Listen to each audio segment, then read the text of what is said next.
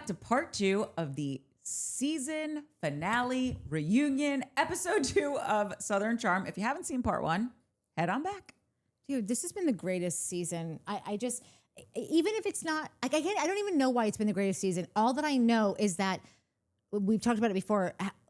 This time last season, I was thanking God we were done with it. Yes. And now, like, I could watch 6 more episodes of just the same shit we've been watching, and I wouldn't even care. I know why, because it wasn't a complete dark and utter dumpster fire. Yeah. Which is what you can get sometimes on these shows. And that, even for like the most seasoned of watchers as we are, can make you feel like a little gross. Yeah. And it reminds me of, remember in How to Lose a Guy in 10 Days, they work at like a magazine and all of the girls are going around like pitching their articles. Yeah. And they're saying, I'm doing an article on a woman who was diagnosed with stage 3 breast cancer, but upbeat. Yeah. I'm going to do an article on a That's woman right. who had a car accident that has paralyzed her from the neck down, but upbeat. Yeah. Like they just talk about these horrendous things, but they're adding their sparkle to it. Yeah. And I feel like there was enough but upbeat to this season that I thoroughly enjoyed it also. Yeah.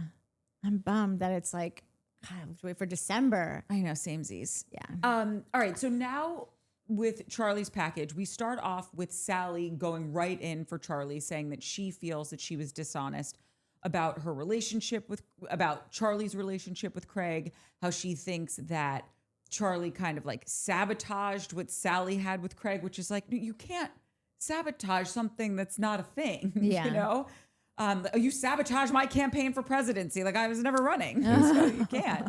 It would have been a thing if Charley hadn't sabotaged it. But I do feel like when Charley had said, I wasn't lying to you about it. I just was understanding how this whole rigmarole goes. And I wanted a minute to like see if I actually liked this person, because if I didn't, then there's no reason to, erupt this, like, have this whole eruption about me and him and what's this going to be and all that. Like, I just wanted to take my time and see if I was really into him. And that's why I wasn't sharing all of this with you. And do I think that there is a decent amount of truth to that? Yeah. Do I also think that she didn't have the chutzpah to go up to Salley and say, listen, I know you were crushing on this guy. Yeah. Obviously, you've said to him that you have feelings. He said he just thought of you as a friend. There's been no sex in the champagne room. Like we all know, nobody hooked up in that hot tub. And so I do have feelings for him, and he asked me out on a date, and I want to see where it's going to go. And the problem is there's this thing that women need to learn. No is a complete sentence. And the reason I bring that up is because it's the same thing as understanding. It's in the exact same vein as I don't have to give you an explanation. Yeah. So like she could just say to Salley, and I'm going to see where this goes. Not, are you okay with that? Because in Charley's mind, she would have to ask for Sally's permission, and Salley would never give it to her. Right. And what Charley needs to learn is no is a complete sentence. You are the master of your domain, and you can say whether it costs you a friendship or not, I'm going to do this. And choose your choice and go on the date. And if it means that you have a falling out with Salley, then maybe you guys weren't that great of friends. Maybe you weren't best friends to begin with. I mean, we really had only known each other for a year, so. Yeah. I recently elevated or evolved, one might say, a term that is used around here. The term is 2 truths. I evolved it to 5 truths. Sometimes there are 5 things can be true. And this is a perfect example and the first time that I get to use 5 truths. Because it is true that Charley just wanted to get to know Craig and not have any outside influence. It is also true that Charley didn't really want to talk to Salley about it because Salley was crushing on Craig, and that was probably real. It is true that Charley hid all this stuff from Salley, and Sally's upset about that. It is true that Salley liked Craig, and this thing happened, and Charley moved in on it. And it is also true that Craig chose Charley. 5 truths. So like this is... And that Salley was kind of an asshole about Craig. Kind of. 6 truths. Yeah. Yeah. 6 truths. So she updated your update. Yeah, so there's an update. I think 2 of your truths kind of overlap, so I think we can kick one of them out and probably Go insert back to that 5 truths. Yeah. All right. You can keep your 5. Yeah, so this is one of those scenarios where 5 truths. Okay. Yeah. My takeaway from this whole thing is just like, what a little rascal that Charley is. Like, I just feel like nobody really saw her coming. You know, like, it's not like we always knew Charley had a backbone. We always knew she wasn't just like a little peon that anyone could step on, but she was just this like cute, like little sweet pageant gallery girl that She's a fawn. Yeah. She's a little baby fawn. that would like probably apologize to a chair if she ran into it, you know? I'm so sorry. Yeah. Like, she just, I don't know. There's something about her. And I feel like for I mentioned this earlier in part 1, that Salley, you know, really came in trying to get with A, the number 1 guy in the group, but then B would settle for a showmance with like the number, I'm not even calling him 2. I don't, he's just a guy that also hangs around the group. And then for Charley to get that guy with doing basically nothing but just showing up in a bikini here and there, and then also end up not really even wanting him and getting a guy on a totally different show, a younger show, the up and coming Southern Charm, like the kids that are all on deck to be charmers one day. I just when they brought us back to like her stepping onto the scene, and then you realize that like Shep, Craig, and Austen were all standing there in the corner, just like talking about her, and Austen really being the only one that didn't like aggressively go for her, because he was literally there with his girlfriend. Like, it wasn't just that he was in a relationship, like his relationship partner was there. So like, but if he wasn't, if she wasn't, he would have. Yeah. And then we see that Craig's interest is piqued, which is like a rarity. And then we hear, of course, that that's the girl that Shep's been, I didn't even know what. DMing. Like, just DMing. But like, he is already obsessed with like with he her. was or like But they he were was talking and sliding she into was her like, no DMs. thanks. But whoever said that was like, that's the girl Shep's been all obsessed with. Yeah. And really quick, sorry, talking about the DM slide. Sorry, Whitner. You think you got some DM slides? Charley has a avalanche of people sliding into her DMs, and she didn't say anything. Yeah. She wasn't asked. I'm just saying she could have worked it into the conversation, and she didn't, because money talks and wealth whispers. Can I just ask really quickly, Yes. because I just think it would be funny if we didn't mention this in the last episode. Did we ever talk about the line that Craig said to Venita? I'm sorry, I'm not going back to Venita, but like just the fact that like the episode is going to be named Bridge Burner. Did we ever talk about that line that Venita said, where she's like, she was trying to go after Craig and be like, you know, as to all the reasons as like why he's an asshole, and like couldn't just come and talk to her and blah, blah, blah. And how his response back was, you burn down the bridge and then wonder why I don't visit. Like, I can't believe we forgot to talk about that. That was such a good line. I mean, it encompassed everything. Like, that's exactly what she did. You burn down the bridge and then you wonder why I don't visit. I'm standing by that. This is what happens when you do thumbnails in advance, people. Of course we would forget to say the line. Sorry, go on. I do feel that Craig's ChatGPT therapist did help him come up with some of these zingers. Yeah. The This guy's villainized so full of shit. vulnerability, you His burn down the whole bridge. his whole life now. Okay. I'm working on my every day. That's such a load of actual shit. And we'll get I there. use chat every day for this stuff, and I'm not saying ChatGPT is a load of shit. No, I'm no, saying no, Craig no. is a load of shit. This what I'm telling you though is that I use it all the time. It tells me those kinds of things all the time. I don't remember them. I don't think to infuse them You into don't daily remember life. anything. Yeah, a fair point. Right, but I'm just saying that he actually sponges the material and uses them in It's life. a very Like, Aquarian trait. it's not just so nothing. you know. It is Yeah, not nothing. It's not nothing. That's Like, why he's the face of a you brand. That's why memorized he's the the number chapter one guy in the heading. group. He can really deliver a line. yes. But Anyhow. Okay, so Shit. back to Charleyville. Oh, Charleyville's a street in Beverly Hills. So cute. Anyway, back to Charleyville.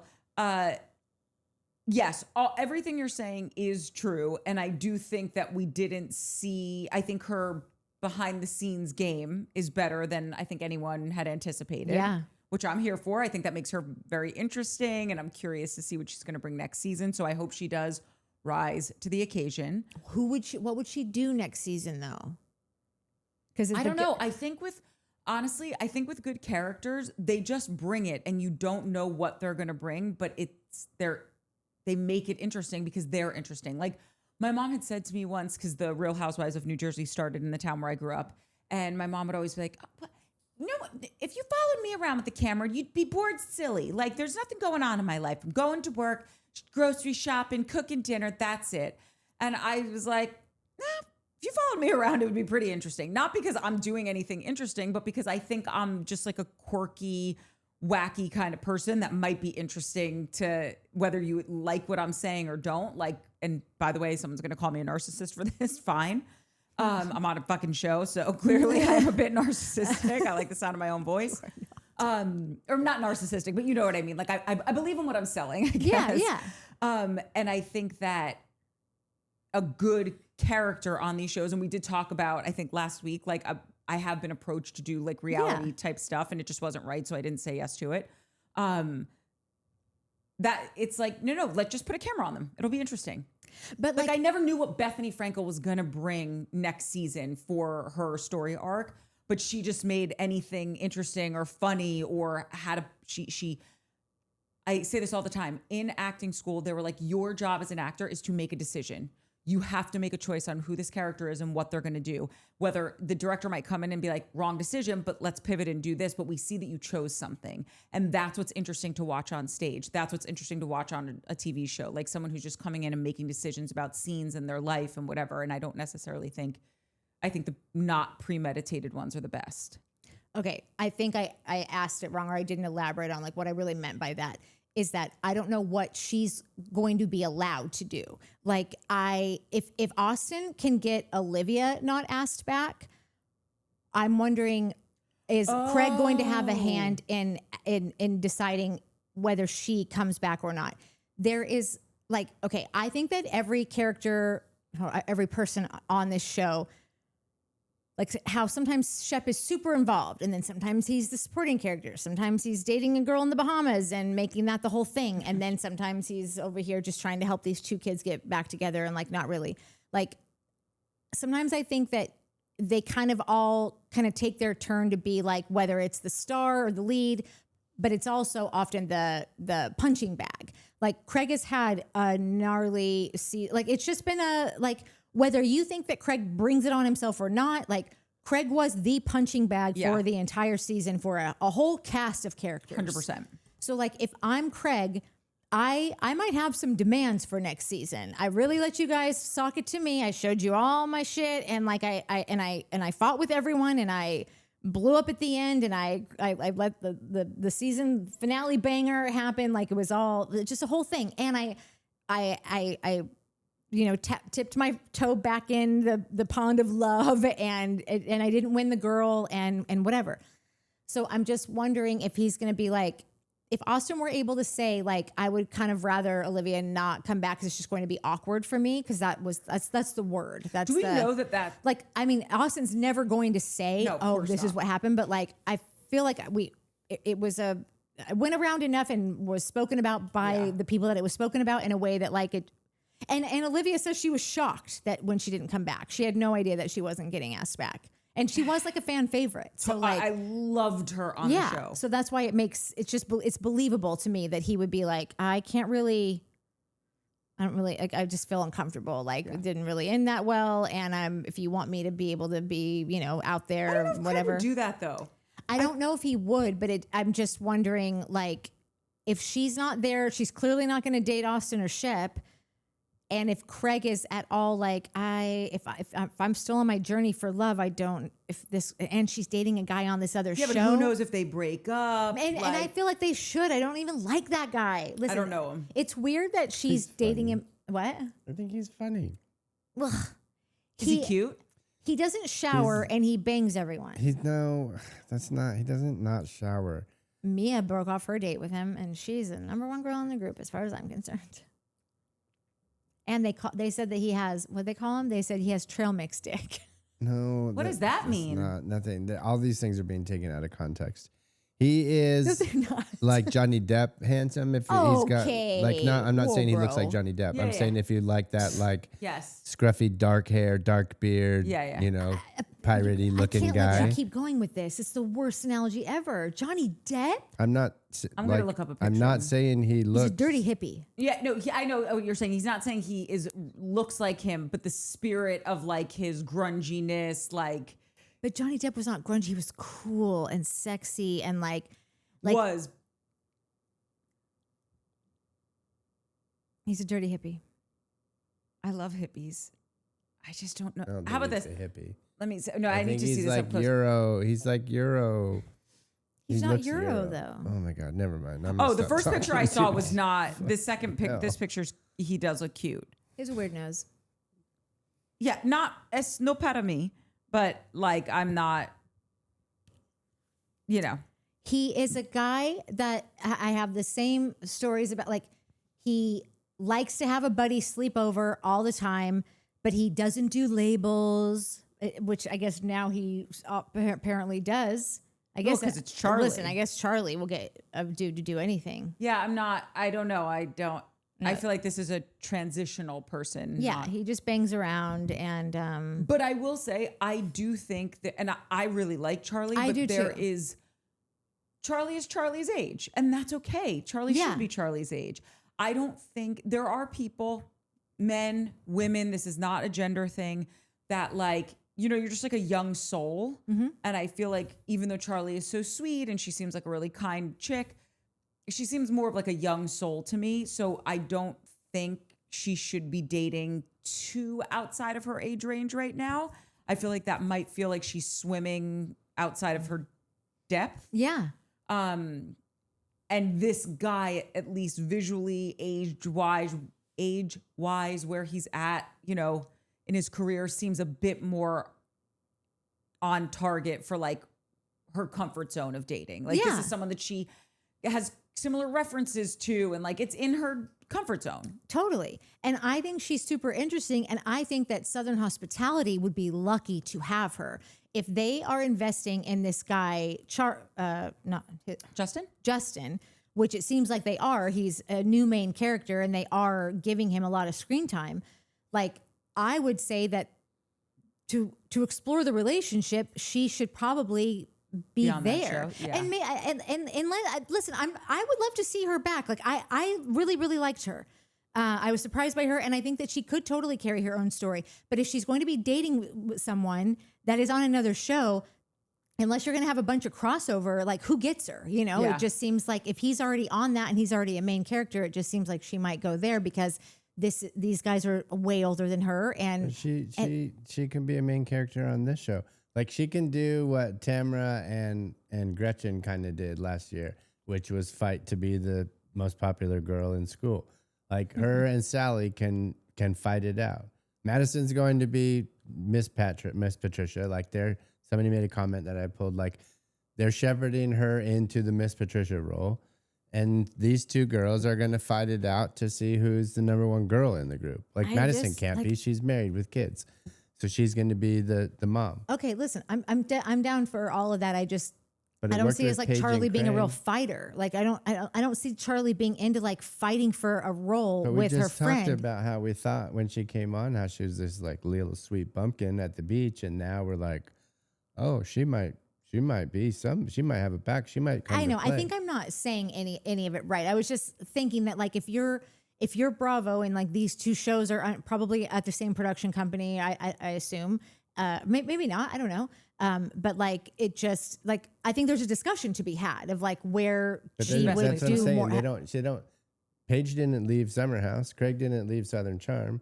They Well, they were already established on their own shows, like for years and years. Like all I'm saying is that as season 2, like you have people can be on for one season. I hope she does come back. Listen, I'm just striking up the conversation of like where would she fit in better? There is a big age gap, and she is only a season 1 character, so like it's sort of like she could go either way. And I feel like if I was a showrunner to showrunner, I might be having a little discussion like where like what's she worth to you? Yeah, listen, she's You know, either like- gonna sink or swim. Yeah. Like next season, if she's on Southern Charm as a full character as she is now, main character, she will either have some interesting stuff come up because of the history of this first year. Let's see if this relationship actually lasts. I'm sure that's something the producers are looking at. or she will just have totally started nesting with this kid Justin on Soho, and she could just be a real flop this season because she's not really invested because her dude's on another show, which always invest in yourself. You don't know where that relationship's going to go. You gotta have your own shit Yeah. And dialed in. Since they air at the same time, it would also be kind of weird to have them bopping back and forth at the same time.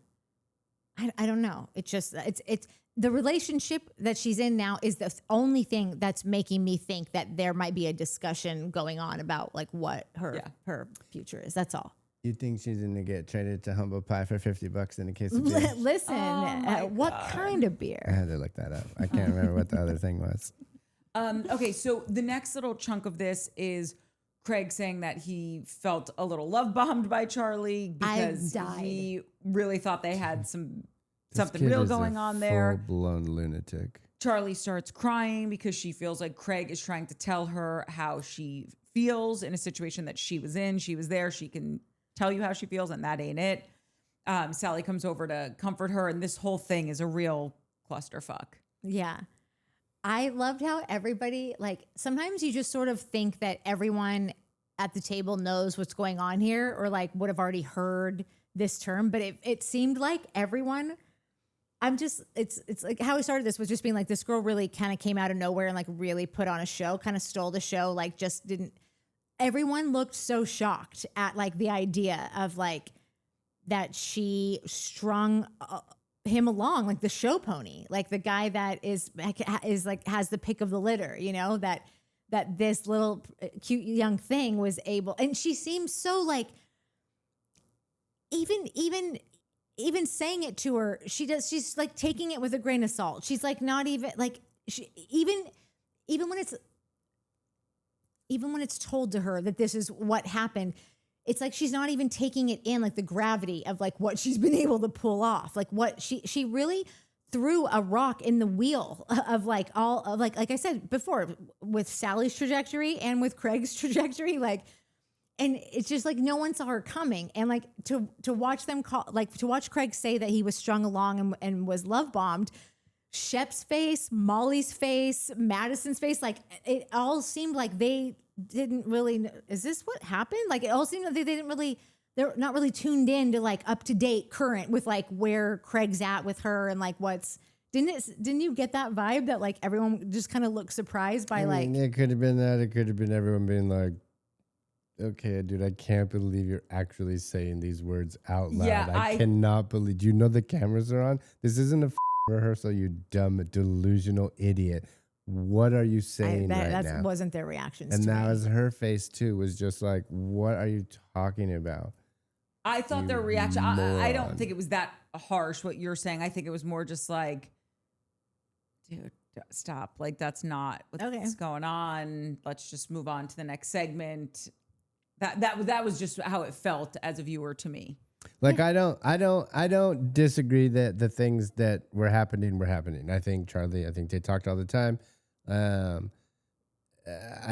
think they were getting to know each other like you do when you meet someone. Then you're like, you want to text and talk, and like there's a month or two of that, but nothing's happening. You're not dating. You're not like together. No, but I think Charley got in a little over her head. She did, because I think she liked riding the wave of this emotional thing that she was going through with Craig, like, and her mom's in her ear being like, good girl, good girl. That's right. He's the number one guy in the group, you know, and he's so cute. Let's make apologies for Craig. No, I'm not. This is not apologies let me finish. for This Craig. is not an apology for Craig. Yeah, these are just like the dynamics of people on a show. Yes, and I think because Charley is young, and I think she is a young soul. I don't find her to be someone like, you know how sometimes you're sitting there talking to someone who's in their 20s and you're like, you're not 52. Yeah. Like you're 25. Like Yeah. this is not computing.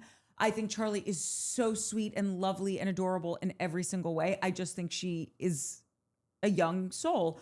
And so at any rate, I think that she was having so much fun with him and then was like really diving headfirst without a crash helmet, like talking to him all the time, but also still keeping the door open for other dudes and kind of saying it to Craig, but not being totally open about it because you can't have your cake and eat it too with someone like him. And she did really think that like this could be going somewhere, but didn't want to put all her eggs in one basket. By the way, she doesn't need to put all her Yeah. eggs in one basket. I totally think that that's a smart thing to do. But then you got to be totally upfront about the fact that this is what I'm doing. And I think, like, I was on the phone with a friend of mine who has like had a few dates with this guy and said, really great guy, like great kiss, great, funny, gets it, all the things. And I was like, great, but you're not in a place to be in a like a serious relationship right now. So at some point, probably sooner rather than later, this guy is going to start to have real feelings for you. And you're going to need to say, just so you know, like, I love hanging out with you. I want to keep doing it. I am in no place to be in a relationship and I'm not looking for anything serious. And nobody wants to do that. Nobody wants to have those hard conversations because most of the time you can't say that to someone and keep hooking up with them and having the fun time. And getting all the attention that you are, because no one's giving all their attention to someone who is still hooking up with other people. I mean, some Correct. people are, but like for the most part, you're it's like not the move. Correct. Yeah. And so, and that's why nobody wants to say it because then you can't get all the cash and prizes. Yeah. And I think that that's kind of the place that Charley was in. So do I think she said it-ish? Totally. Do I think she was that direct with the information? I do not. And so I feel like she was having fun with all of it until she wasn't. Like, you know, she gets very upset in this moment. She's like, listen, I'm just overwhelmed, which I can see how that's a completely overwhelming situation. And you're in your 20s. Like, that's got to be even more overwhelming. It's probably overwhelming at any point in your life. She goes into her dressing room and she just says like, listen, I was 1 foot in, 1 foot out. Like, and we were talking every night. And I just, after Mexico, I decided like, I'm out. And I believe that, like, you can be out by witnessing that kind of behavior. Yeah. Like, you could just, everything that you liked about this guy is now like, oh, I'm not safe. Oh, you are like just like when you could just be set off at any moment. You're a ticking like, time bomb. Yeah, you're a ticking time bomb. Yeah. So I did believe that, like, that could have been it. And I thought it was funny that Craig would like not let her. Yeah, he could not believe it. He couldn't believe it. But I also do believe he could be right about something else too. But here's my point. I think she absolutely felt all of that. I think that makes perfect sense. She is valid to have those feelings. Yeah. I think you gotta be direct. Yeah. And I don't think from everything we saw from Charley this season, she has a problem with being direct. She had a, you know, like when she says to Salley, like it's what I just said 5 seconds ago. She should have just said to Salley, I'm not looking for you to anoint us and say like, great, you can go out on this date. I'm telling you, I'm going to explore this. Yeah. And if that means you don't want to be friends with me, that would make me really sad, but you do you. Yeah. She's not direct like that. So that's where I think like the disconnect is. And then of course, Craig has his complete own version of what's going on. Like, we were going to get married. I was looking for rings. I didn't buy it yet, guys, but I was looking for rings. You were coming on I'm vacation still waiting to for France. my other one to get sold at the, what's it, when you sell something, Cash for gold. cash for gold. Yeah.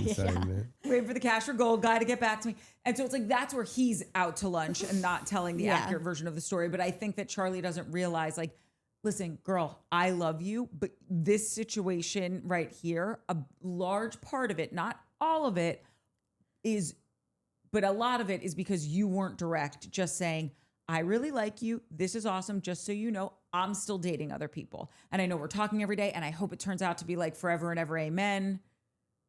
But it might not. And I don't think she had to. There was nothing going on. They were just talking. And she did tell him at the little oyster thing that she liked him. They said multiple times, the canoe. Here I am on the canoe with the boy that I like. So I bet they cut out that part. Like he was the only one that was like, oh, and she told me I was the only one in the whole world she was seeing. Everybody else was like, I don't know if that's true. Even she was like, dude, that is not true. Yeah, but when she so came we're back, just a believing Craig, the liar that she never told him. I said that Craig's got his own version of the truth and what was going on here. And we know that that's also cockamamie. I think, though, that when she came back from Mexico, when they all got back, she didn't call him up and say, listen, I wanted to wait till we were back because let cooler heads prevail. Obviously, things got heated in Mexico. We've been dating. I don't think we're the right fit for each other. I want to still be friends with you. It might not be able to happen right away, like whatever you're comfortable with, but I just want to have like a clean, break or conversation so that you know, like, we're not doing this anymore. And by the way, I date. Like, if I'm talking to a guy for a week and I realize this isn't my person, I will text them and say, instead of ghosting, and I know a lot of people don't do this, but I think date as you want to be dated. Okay. Pay your bills as you want to be paid. What if you realize that on a Tuesday, but the following Saturday, you have to go to a Carolina party as one of the final days of filming on the reality show that you're on? I would fully want to tell them before that, so I wasn't having to do it. Well, like, then you would be in trubbies. Just telling you now, you're getting called into the EP's office. wait, the EP can tell you, like, you can't tell him you don't want to be with him until you're filming? Well, they can't. You can't force you to it, but like that. This is a show. We're doing a show about our lives. If you're going to break up, like, if I was her, what would they'd be you like, tell well, me? can we do this on camera? Can we do this on? Do you want to wait till Saturday? We'll do it at the thing. We'll have a conversation. Da da da. And if yes, then great. If no, then like cool. Can I send a crew? Can you give me an hour to wrangle a crew to your apartment right now, and we'll do it Carl Lindsay style? Yeah, we'll Like do that's it live. probably what. Heck, poor Carl. That's probably what happened to him. Is he was like, I don't know. I didn't talk. This isn't working out. And they were like, okay, dude, but we're doing it on camera. And he was probably the one who was like, no, dude, she'll kill me. Poor Carl, the season ended. The cameras were down. They were all back in the city. Yeah. For But the that's what I'm fall. saying. Like that doesn't mean he's Carl not did it because he talking didn't have to the a. balls to do it without the cameras there. 100%. Fine, but there's also the world where he's talking to a producer and they're like, bro, I'm sending cameras. We're getting cameras back up. So all I'm saying is there is a world where they wait to do that on camera, or she waits to say all that on camera. Pat Clark, are you seeing this? You can't see it probably. No, you probably can. All I know is that is not Minnie's teeth. Looks like pretty small teeth to me. Listen, what should be noted is that we did see at least 2 times where Craig did broach the subject of like, where do you see this going? What do you think of me? How do you see me? How do you feel about me? And on both times she said, I feel like there's only one way to be with you, and that's serious. Like I can only be serious with you. And she said it in Mexico. She said it at the bar, like when they just had like one-off date that we went on them with, where they were both just sitting at the bar and whatever. And I mean, he didn't wait for her to be direct with him. He straight up asked her, what do you think? And she said what she said. And so I could see how he could feel a little Jilted? strung along, like, because he said, I gave her many chances to tell me she was dating someone else. And then it was Austen, who we're in Vegas, and Austen was like, I gotta tell you something, bro. Like, and then it pans to Austen, because I'm thinking that Austin's gonna be like, huh? He said that, was but like, he also said right before that Salley said something. Listen, I'm not saying that he didn't get lit. I'm not saying that she didn't like him and all that stuff. But it's weird. Like, it's also weird that, like, cool, fine. And even it happened on the patio when he was like, we would talk every day. And she's like, yeah, until Mexico. And like, he can't, and you said, like, he can't grasp. He's delusional in thinking, like, that ruined everything. He's not accepting the fact that that thing ruined everything. He doesn't think it's a big deal. He doesn't really care. He's like an addict that's been sober for 2 years, relapses, and when all his friends are like, dude, what the are you doing? You can't do that shit. He's like, oh, I don't understand. I'd have been fine for 2. You get what? No, dude, you up. Like, take accountability, accept it, understand that you've now lost something because of this. There's repercussions because of this. That's the repercussion is she's out. So yeah, you guys did talk every day. And then you were an asshole in front of everybody to her friend, and she bounced you. Here's the difference. This is what I keep coming back to, though, is this age difference between the two of them. And by the way, I always date older. I've tried to date younger. It's just not personally for me. And not that I wouldn't still today. If like a younger dude asked me out, I would be totally open. It just historically hasn't worked for me. And I think that here's the difference between dating in your 20s and dating in your late 30s.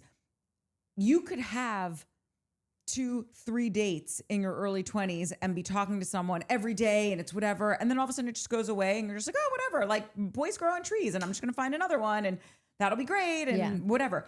In your late 30s, you realize, like, sure, people might be all over the place, but like having 3 really incredible dates with someone and talking to them every day and investing that kind of time when you have a career now. It's not just like, oh, someone like, I'm not saying that Charlie's job isn't a career. I'm just saying like she's probably a junior position there and like is trying to like build her portfolio. I'm sure now she's going to leave the studio, but let's just the gallery, but let's just say this was real life and cameras weren't here. Like you're trying to build your client list and all of this stuff. Like Craig is established. He owns a business. He owns a house. He is dating to get married.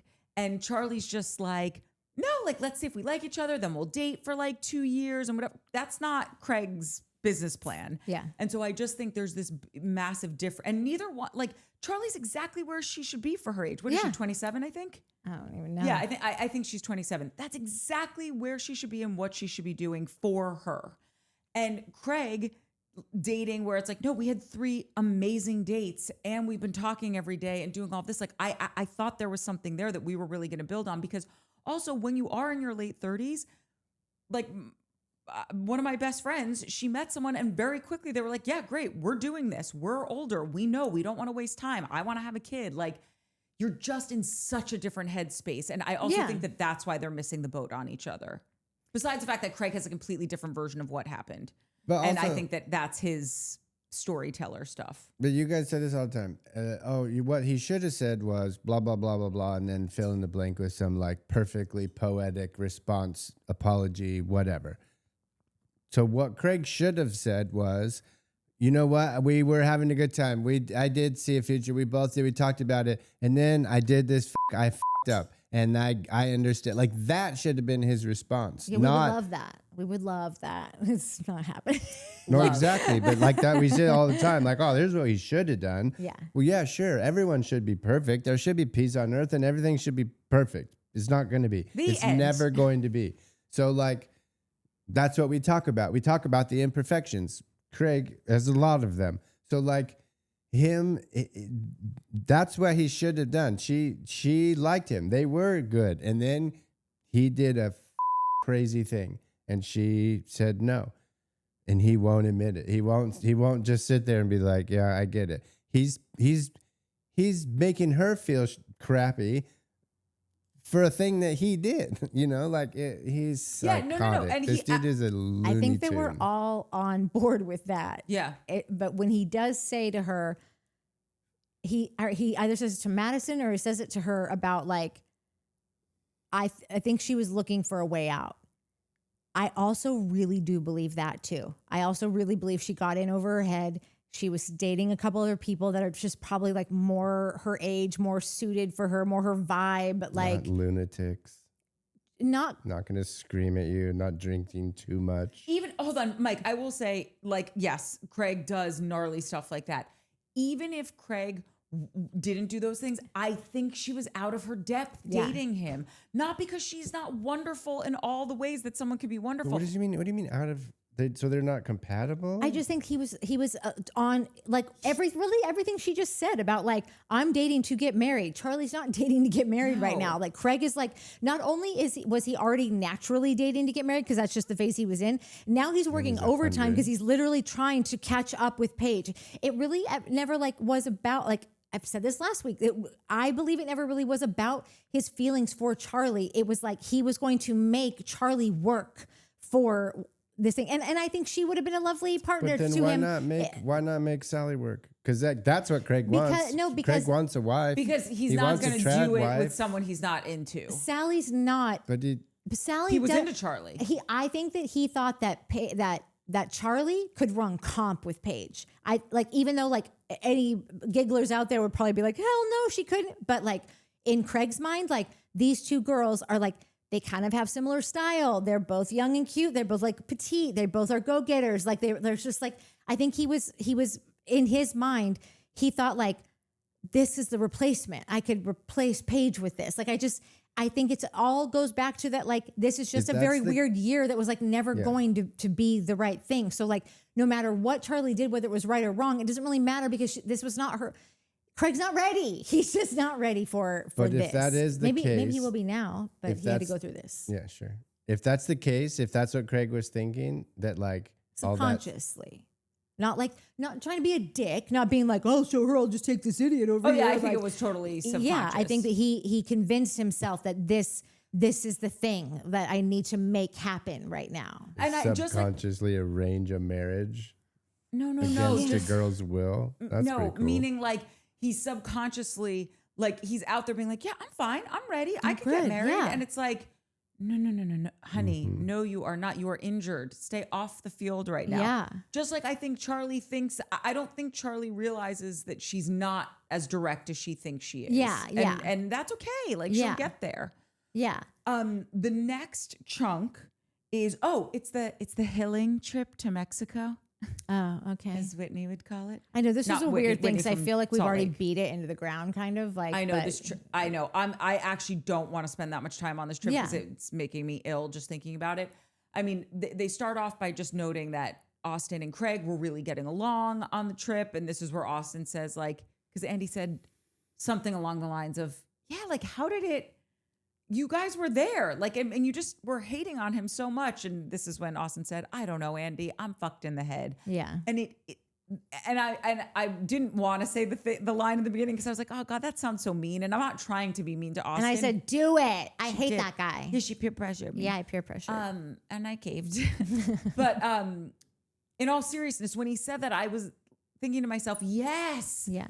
Not that, that I think you're effed in the head, but there is a ball of confusion happening in your noggin, Austen, where you say you hate this guy and then you're coming back to have these conversations with him and want to sit at the bar and have a beer. It's like, what do you want? What are you feeling? And so that's just, the confusion of it all. And we very quickly do get into the van yelling.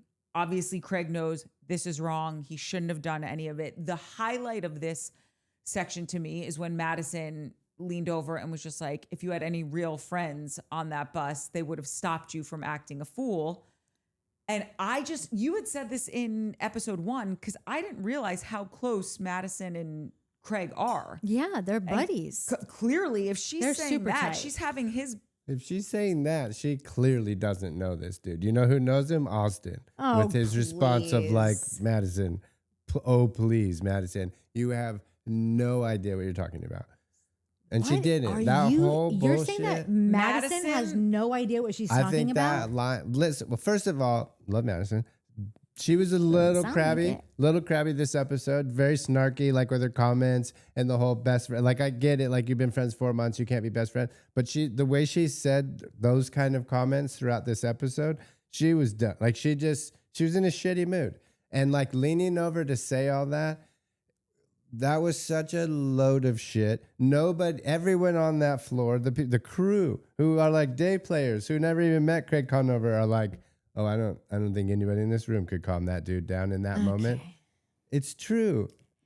We talked about it when it happened. So much more nuanced than what you're just saying. Like, oh, she was going to stand up and like get in the middle of these things. I think that there was just more to it than that. Austen, like the whole thing started by Andy's question to Austen, like, so Austen, when this thing happened, you just sat in the back, pulled your hoodie over your face and looked away and didn't do anything. And everyone kind of gave a look about it. Like, that's Austen. This is what Austen does.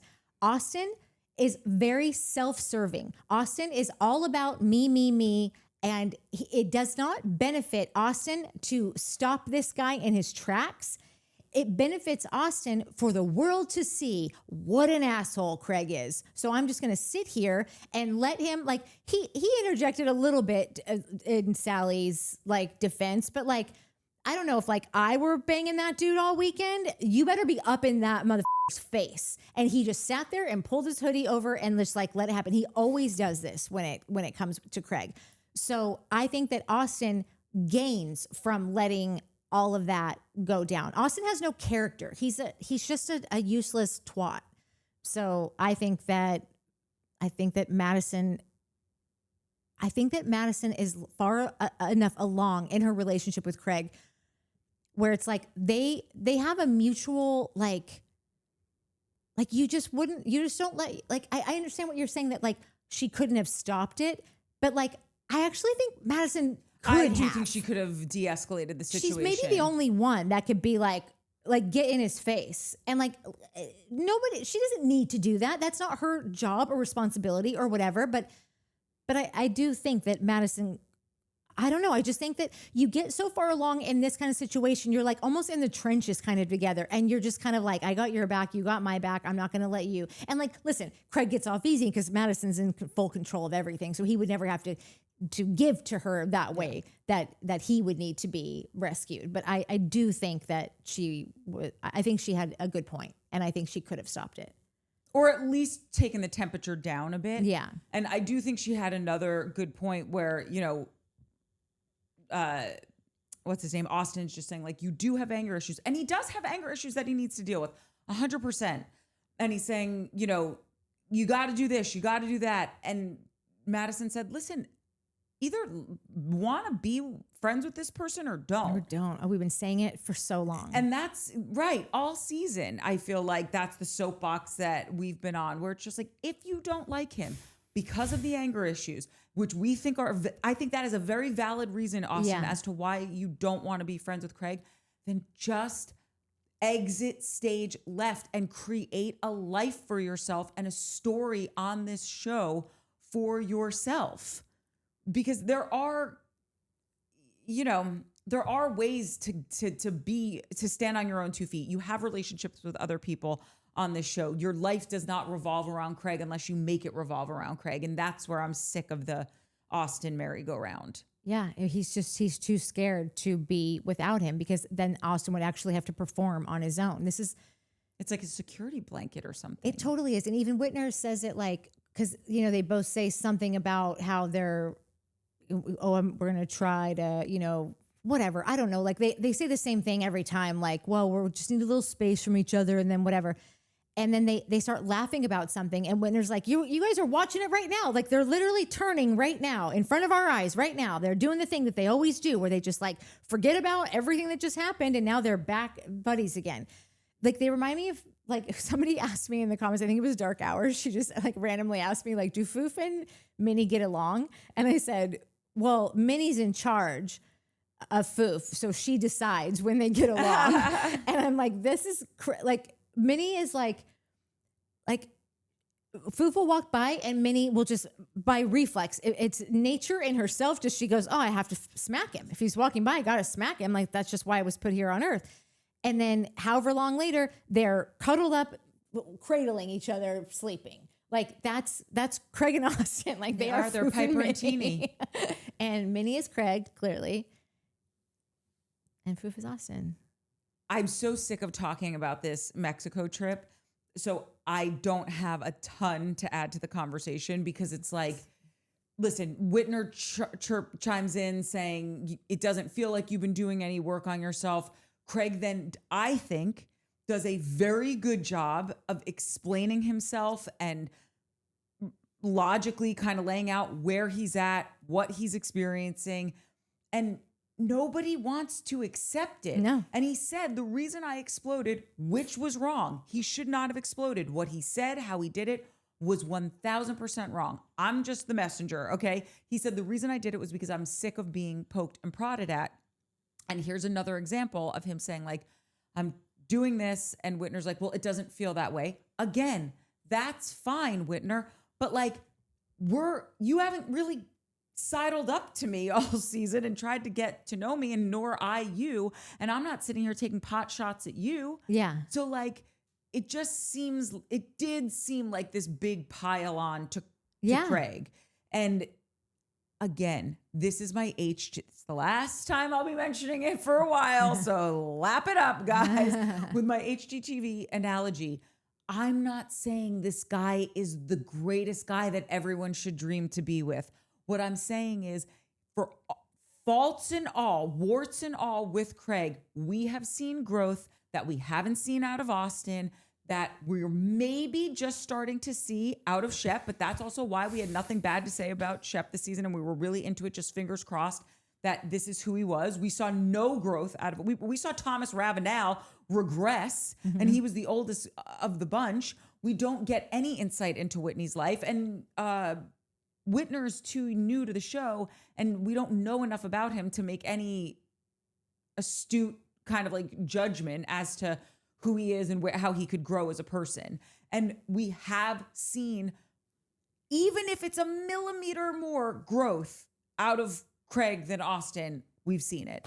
And He's just more interesting. He just gets no credit for it. He gets at no all. credit for it. What growth has Craig had besides buying a house? Like that Craig's done on his own? Like that Craig has... Let me explain something to you. Nobody does anything on their own. I work my ass off at my company every day. I have not done it on my own. So when I make it, it's yes. That means no, nothing. but Like, you're saying what has he done on his own? Because I would say his I mean, pillow on his company, own. Like you he would bought say he bought the hasn't done it. house on his own. No one, him and Paige didn't split that house. His business partners didn't be like, hey, Craigie, we'll give you the down payment. He bought that house on his own, right? With his own Right, money. but he also has- what has he done? His company is flourishing. And you don't, but that's my point, because you don't think that he's, Yeah, you don't think he did that.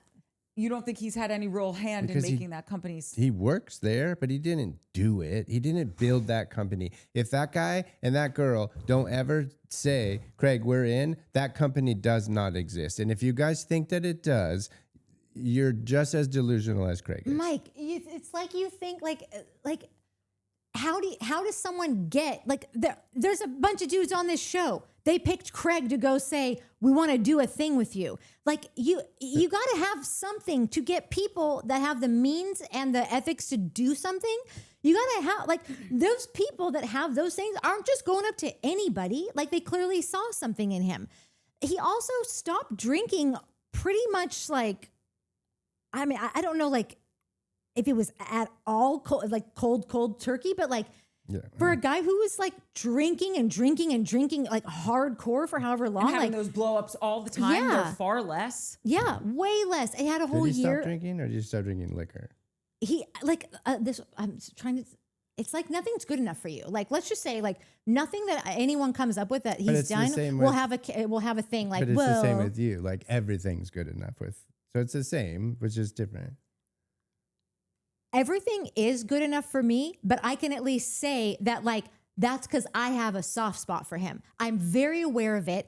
Somebody called me out in the comments today. I think it was Manda B, and she was like, "Okay, love you now," and all the things that you're saying about what's his name, how I turned on Ben over this one thing that he had, but like, you would let Craig get away with this 10,000 times over, and I'm like, and I got no problem with cop into that, and like, yes, absolutely, like.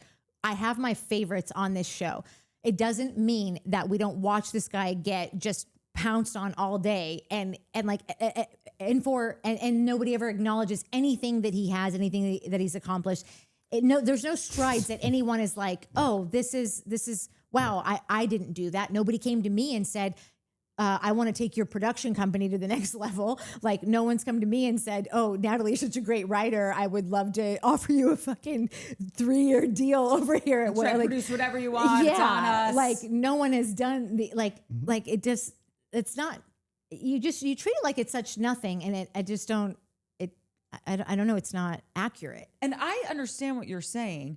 I don't think that Craig is Martha Stewart. Martha Stewart is a brilliant woman. Like her or hate her, like, this woman was one of the first women to work at the New York Stock Exchange. She is very smart. She built a $1 billion industry on something that everyone thought was just like, oh, that's just like housewife stuff. That's right. And not realizing, like, right, we run the world, housewives. Like, not that I'm a housewife, but you know what I mean. And so she was the brains, the engine, all of it behind that company. And of course she had help getting there because no one can build something like that on their own. I don't think that Craig is that big brain that Martha is, but if he's 30% and they're 70%, he still took that 30% and went to the bank with it and was able to say, like, great, I'm not a great business person. I didn't go to business school. I get lost in a spreadsheet. That's what you guys can do. I have this platform. I'm happy to be the face of the brand. And I'm not saying that he did the deal like this. These are his exact words. I'm just saying he knew, I got a good face, a great head of hair. Let's cash in on it. Okay. You said, and you think he didn't. Because he didn't. He didn't think any of that. He sold some pillow shams, like, and a dude walked in. Like, so, like, again, here's the What thing. kind of growth are you looking for? No, I'm listen, curious. No, I need to know the kind of growth. All you're I'm looking for. saying is that this is the thing with Craig Conover. There's half the people that are like, he's the only one that's grown. He's got this amazing business that he built. He's got a house. He wants a wife. Okay. So all this stuff, and then the other half of us are like, actually not true. There's not a lot of growth. Okay. Still the same dude. He's not running the bars. He's not running the streets every night. No, he's not amazing. nailing chicks Let's left and move right. on. He's Yeah, not 'cause getting we're never wasted gonna every get night. past this No, ever in because a I'm just no. thousand years. I am curious what kind of growth you're looking for, but also I will say, that's not even my argument. That's like Courtney leans into the growth. I'm looking what for I a lean into is that this guy has more layers, more emotional, like. God, it's all fake. It's chapters. He's good. He can memorize shit. So I guess all of us ladies out there who think that this guy is the most interesting guy on Bravo, I guess we've all been just completely snowed. I'm just saying, like, his whole story is that he's not truthful, and everyone's like, he's so amazing. That's his story to you. That's not his whole story to everyone. Okay. He It's has his a whole story on other Bravo. story. It's his story on the TV show that he's on. It's the story that they've written for us.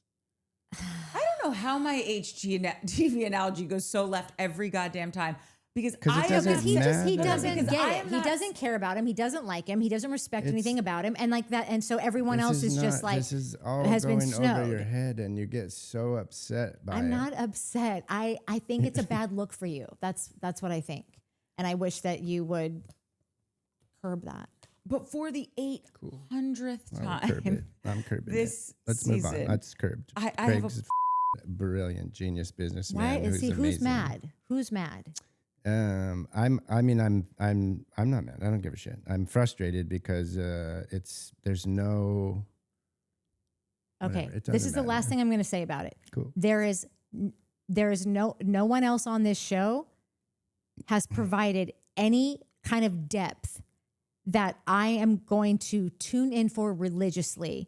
If this guy weren't there and they don't have a new guy that's got some of his traits, the traits of like a person of the world who is like flawed and is like getting up every day and like trying to do these things and like, yes, of course, he could do a million other things, more things. He's still living in his own delusion, but like there is something so much more interesting about this guy than Austen or Shep could ever dream to be. It is just, if that's how the HGTV thing, if that can coincide there, like if there's like this is the show that we're watching.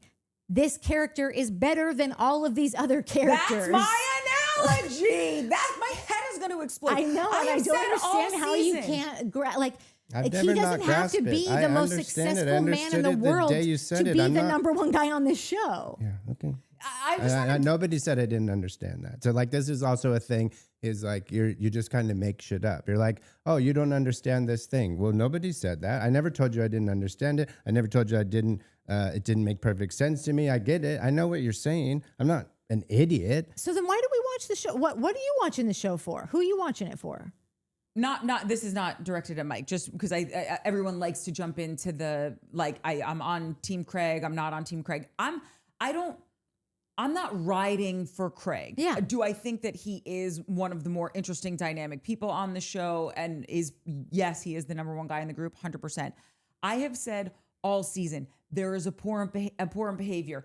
He has to address his relationship with alcohol. His blow-ups are very dark and not a good look. Yeah. All of that is true. Agreed. All of it.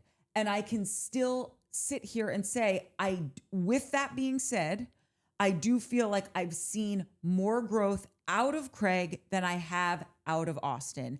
And I don't think that makes me some crazy Craig lover and But just financially and business wise growth.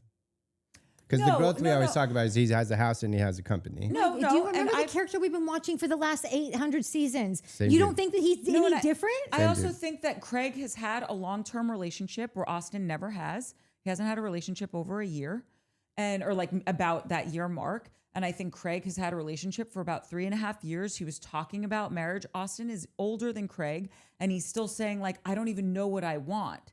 And I think that you haven't known what you want since you joined the show, and that's okay. But then maybe like take some time to be self-reflective and stop dating these amazing women and messing with their hearts and their heads. If you're uncertain of the destination, stop picking up people and putting them in your car. And we are at the same point with Austen that we met him with his relationships. We are at the same point that we met Austen with his business. We are at the same point with Austen in his ability to like not just always be in that bar scene and be out every night. And so I just am looking for a new note with him. But that's right. Okay. What? Nothing. I think we're watching different stories, but that's fine. But here's what I wanted to say. This was my second point that I want to make. I think what you'll really resonate, at least, I can't speak for Mike.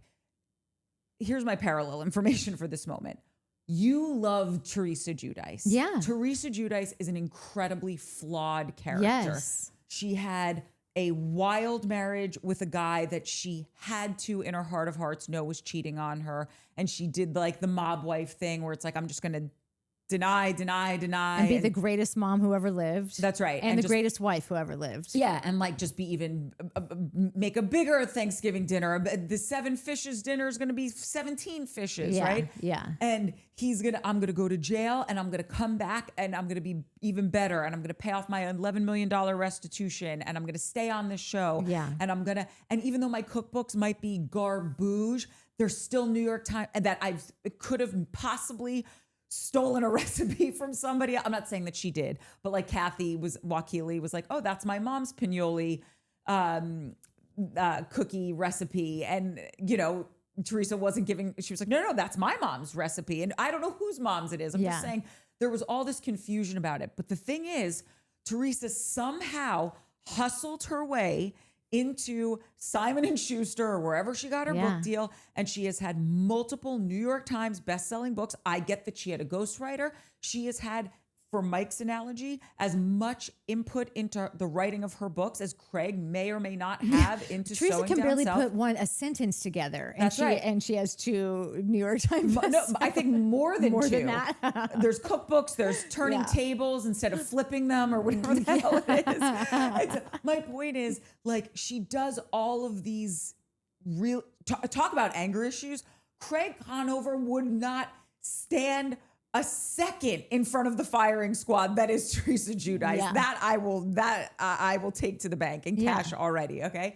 And so all I'm saying is she's got all these flaws, but you still love her because she's giving you something. And we have seen like the heart, the family, the love, the like fierce, like mother, like to watch her fight for her family is like something I've never seen before. To watch her endure is like something I've never seen. At the same time, knowing you brought it all on yourself. And by the way, like you went to jail because you turned a blind eye and a deaf ear to your husband breaking the law. And that's not right. And but you married this other guy and you didn't even get a prenup. Did you not learn anything from your past experience? But you love the dynamic nature that comes with a character like Theresa. And I think that that's what you're talking about with Craig. You can't punch her down, like, and you can't really punch him down. And I don't even, and they're totally different strengths. Like, but, like, does that make sense though? Yeah, totally. But does that make sense to you? Because at the end of the day, it's a show. It's not who I would choose to be my best friend or my boyfriend. It's people I'm watching on TV. So like, people might be able to say, like, I know some people really like, what's her name? Well, you would Teresa's choose sister-in-law. him to be your boyfriend, though. Melissa. Because you joke about it and I know it's a joke, but you joke about it a lot. And then you also say that I am Craig. So you have chosen that as your boyfriend. Oh, yeah, that's true. Right? So it is that. And it whatever. It doesn't matter because, again, Craig's politics, we will never see eye to eye. I'm not explaining why I hate Craig. I don't hate Craig. I don't care about Craig for the billionth time. I'm explaining why people are frustrated with Craig. And then it's just the giggles. So like, giggle away. He's so handsome and cute and nobody cares because he'll get away with murder. And he's the best house on the block, even though the house is collapsed. It's on fire. But because there's no other houses on the block and this one still has a chimney, it's the best house. So cool. That's Let me explain something job. from this seat. Great how pick. you feel frustrated by Natalie thinking that she's not hearing you at all is how I feel frustrated with you in this conversation. Right, but you think that I don't hear you with the analogy. I do. No, you don't hear me when I say this is terrible behavior and he needs to look at this. Full stop. No. But there's always a but. Because it's always a defense of Craig, and then you prefacing with, and now I want to, because Craig is it, and there's deplorable behavior, and like you, and then you go into the defense of the thing that you're saying. I said how he was with Salley, he should have never done that. I was explaining, I think this is how we got here. I never said it was okay. Right, but then you also give him the best fill in the blank house on the block. But there's no good houses on this block. But it's a TV show. So No, do I you get want to it. watch Craig or do you want to watch Austen? It's like, not if that's the about question, who we want to watch. But We it do is deep though. di- That's why I think that we're having two different conversations because that is what I'm saying. It's a show, so you gotta So I'm not supposed to not like I have to like everyone on the show. We do a podcast where we deep dive reality shows. Because we're talking There's about a guy like, on this reality show. I think that sometimes we have gotten into these conversations about like what happens if he weren't there. And then I say like, I don't want to follow, like I said last week, that this is about friendships and romantic relationships because there's no workplace. So like, if like you're only tuning in for this one thing is the relationships. So do I want to watch Austen date? No, not at all. Do I want to watch Shep date? I would. That's a sitcom. I'm not. I got other sitcoms to watch. Like this is a show that is supposed to be like their real lives, which I take that very not literally, but I don't know, man. I just what I was going to say about Theresa and Melissa is that I'm sure that a lot of people could say that they would rather hang out with Melissa and like have her be like like your one phone call from somewhere. She seems way more stable and reliable, and I'm sure she's a good time and blah blah whatever. Do I want to watch a show with her? Not on my not on any day. Like I don't. I'm sure she's lovely. I like watching a show with her. Like I'm into her, but I also and Theresa can really frustrate me, even though I agree. Like, what's the show without her there? Yeah. So I understand your argument. I think in this specific sense, you guys are having two different arguments. Yeah. We end the show with Andy just checking in with everyone. Madison's living the dream. Molly wants to get into songwriting. Charley thinks she's okay with Salley. I don't think Salley agrees. Charley thinks she's going to be great with Craig. We're going to be friends. Think Craig really Craig's agrees. like, okay. Correct. Yeah. I do think that I'm going to get decked for saying this, but then Craig says something that seems pretty lovely.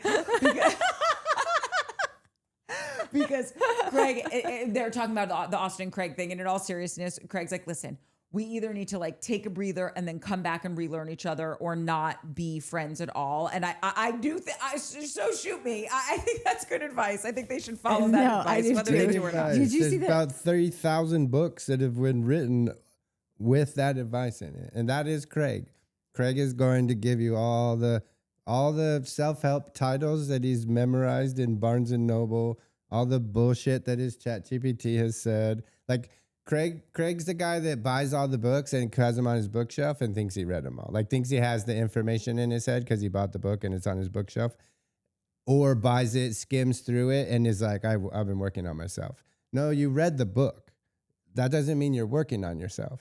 You got to read the book. You got to practice what's in the book. You got to realize if that book is right for you. If it's not, then you got to go find another book and then find the books until you find the ones that work, and then read them and then read them again and implement those tactics. That's the work. You're not doing the work. You're just doing the words. You're reading. That's all I think Craig is doing. So like when he's saying all these like clever little one-liners, I don't think it's real. I think it's he remembered that, he read it and is like, I remember that because when I was doing the work on myself, you read the chapter and now you're regurgitating the words. I don't agree with this, but I see your side of things is saying that the only thing Craig has accomplished is buying a house. His relationship doesn't count. His business doesn't count. His whatever, anything outside of the house doesn't count. So I could be really dumb for walking back into the fire.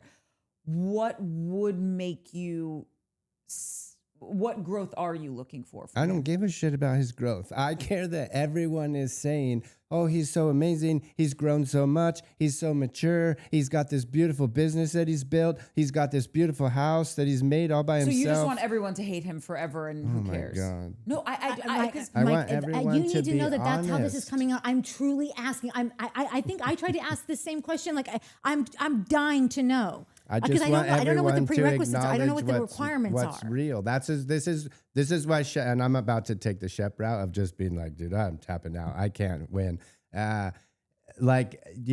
It's the reason that people who are frustrated with Craig is because he thinks that he's doing all this growth. He's trying to convince you that he does work on himself, that he sees this therapist, he reads these books, and he's doing this growth, and he has this amazing company that he's built, and he's got the bees and the whole thing, the house and the whole. But like he wants you to believe that it's all the Craig Conover thing, and so and this is my opinion of Craig. I don't think that's real. Craig has built this lie, and he's built it off the backs of other people, right? And so when you go at him, that's why he freaks out, is because he's petrified that you might reveal the whole thing. I hear so all his that, but growth, that has nothing to do with my him. question. I don't need Craig to grow. I don't give a shit if Craig grows or I'm not. not asking you if you need it or not. You I'm said, asking, what kind of growth do I need from Craig? No, I said, you what looking for? would you, what I said is what growth are you looking for? Like to What would mean qualify anything? it as Yeah, to growth. qualify it. What would mean something to you? To actually do the things that he's saying that he's doing. Actually go work with a therapist and show me that you're getting better. Don't just regurgitate. So to not have outbursts. Not have outbursts. Don't drink. If you have a problem with drinking, then try not to drink. And I get it. If you have a problem and you're an addict, and you can't stop drinking, cool. Then let's not around with all this bullshit of like, I'm the only one here that works. I work on myself for 3 years. I've been doing this. You haven't, dude. You haven't. I don't believe you have. I think you've been getting the books. I think you have a whole bookshelf of self-help stuff. I think you do the podcast and you do all the shit, but you don't listen. You're not paying attention. You're not taking in all the words and then doing the work. You're just listening to the words, right?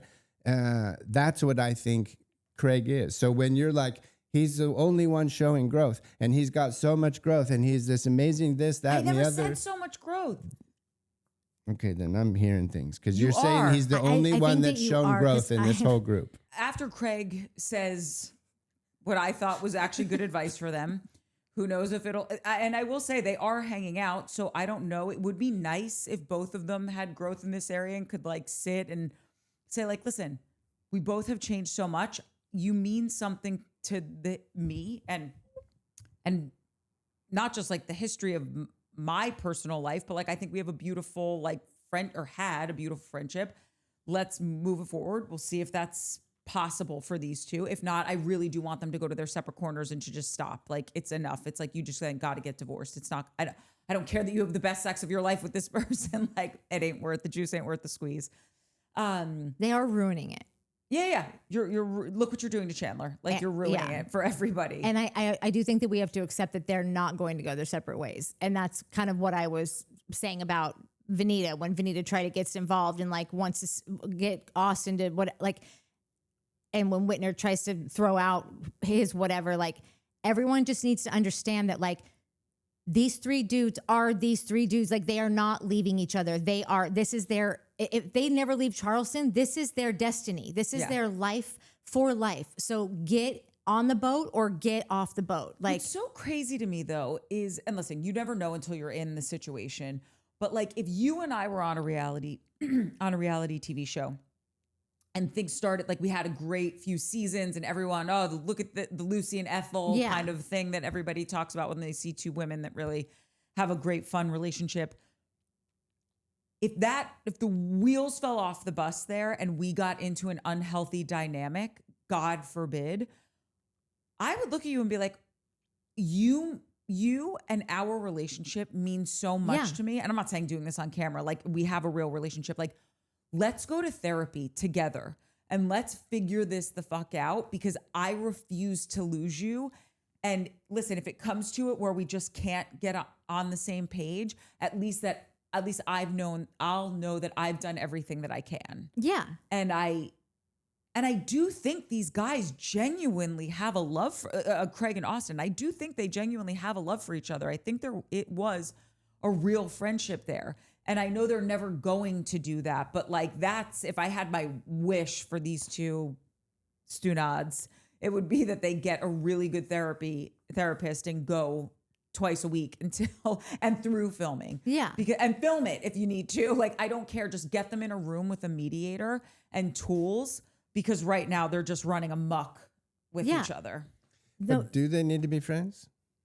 No. Like- I was using the example of if Natalie and I had this real friendship and I think they had a real friendship, this is what I would do. And I do believe there was something there, so they could try that. If it doesn't work, then at least they know they've tried it. But do they need to be friends I think that Austen needs Craig to be his friend.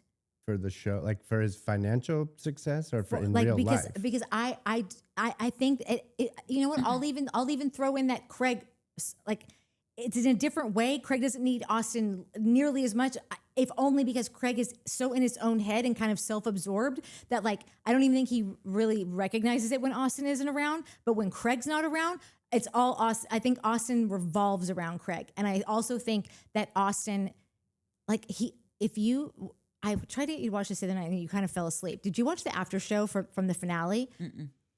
They were talking about, Shep and Whitner, I think were talking about, or maybe it was Rod, I can't remember. We're talking about Craig and Austen and saying that, like, they really, it's so funny to listen to them because they really, like, have so many complaints about the other one, but it's like the same complaints that the other one has about the other one. And they're really just kind of like thinking that nobody gets that. And they were saying that Craig's issue is that Austen's problem with Craig is that Craig is very self-absorbed and very focused. And Austen's own problem is that, he said, Shep described him as the guy that is always looking over the fence at his neighbor's lawn, being like, why him and not me? He didn't even bring Craig into it. He was saying that that's how Austen is in just life, in period. That, like, looking over his neighbor's fence and pointing at things and going, what?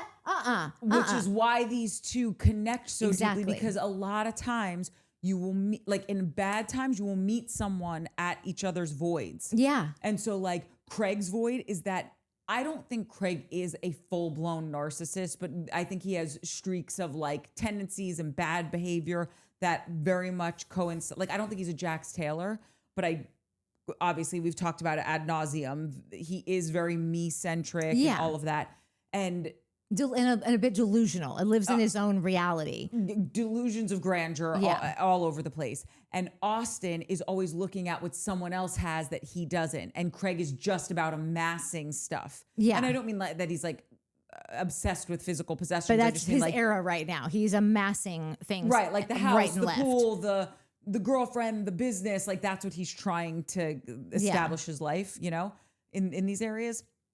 And that's why these two, that's like a moth to a flame, and it's a recipe for disaster. Yeah. Because Craig will never stop going after his stuff, and Austen will then have an endless pit of stuff to be like, why not me? Why isn't that mine? You don't deserve that. That shouldn't be yours. And that's a dog chase. That is just a circular problem they've got going on. Yeah. When Andy does ask them about, you know, what's going to happen, and Craig says the thing that he says, Austen, I don't think Austen liked the answer. Austen doesn't like when Craig says, I think we just need some space. Like, Austen wants to be chosen. Austen wants you to fight for him. The other thing that Craig said on the after show when he was talking to Madison. Keep going. Sorry, I just had a light bulb moment when you said that. He said, he was talking to Madison, and he said, and the producer was asking him questions, and Craig was like, okay. He's like, I'm trying to think of, like, how to say this right, but, like, the idea is that Austen wants to spend time with me. He wants our relationship to be a relationship like I would treat a romantic partner. Like, and he was like trying to say it seriously, and it was just kind of funny because, like, it is just funny to hear that, obviously, since we've all been joking that Austen is maybe gay or bisexual or maybe just gay for Craig, like, whatever it is. But he said that that's what Austen really wants from me. Austen wants me to give him quality time like I would give a romantic partner. And that's just not happening. Well, it's interesting when you say Austen really wants to like be picked. Yeah. Right? Was that how you were saying it? Yeah, he wants to be picked. He wants to be fought for. Think of the women that he like in the relationships that he's in.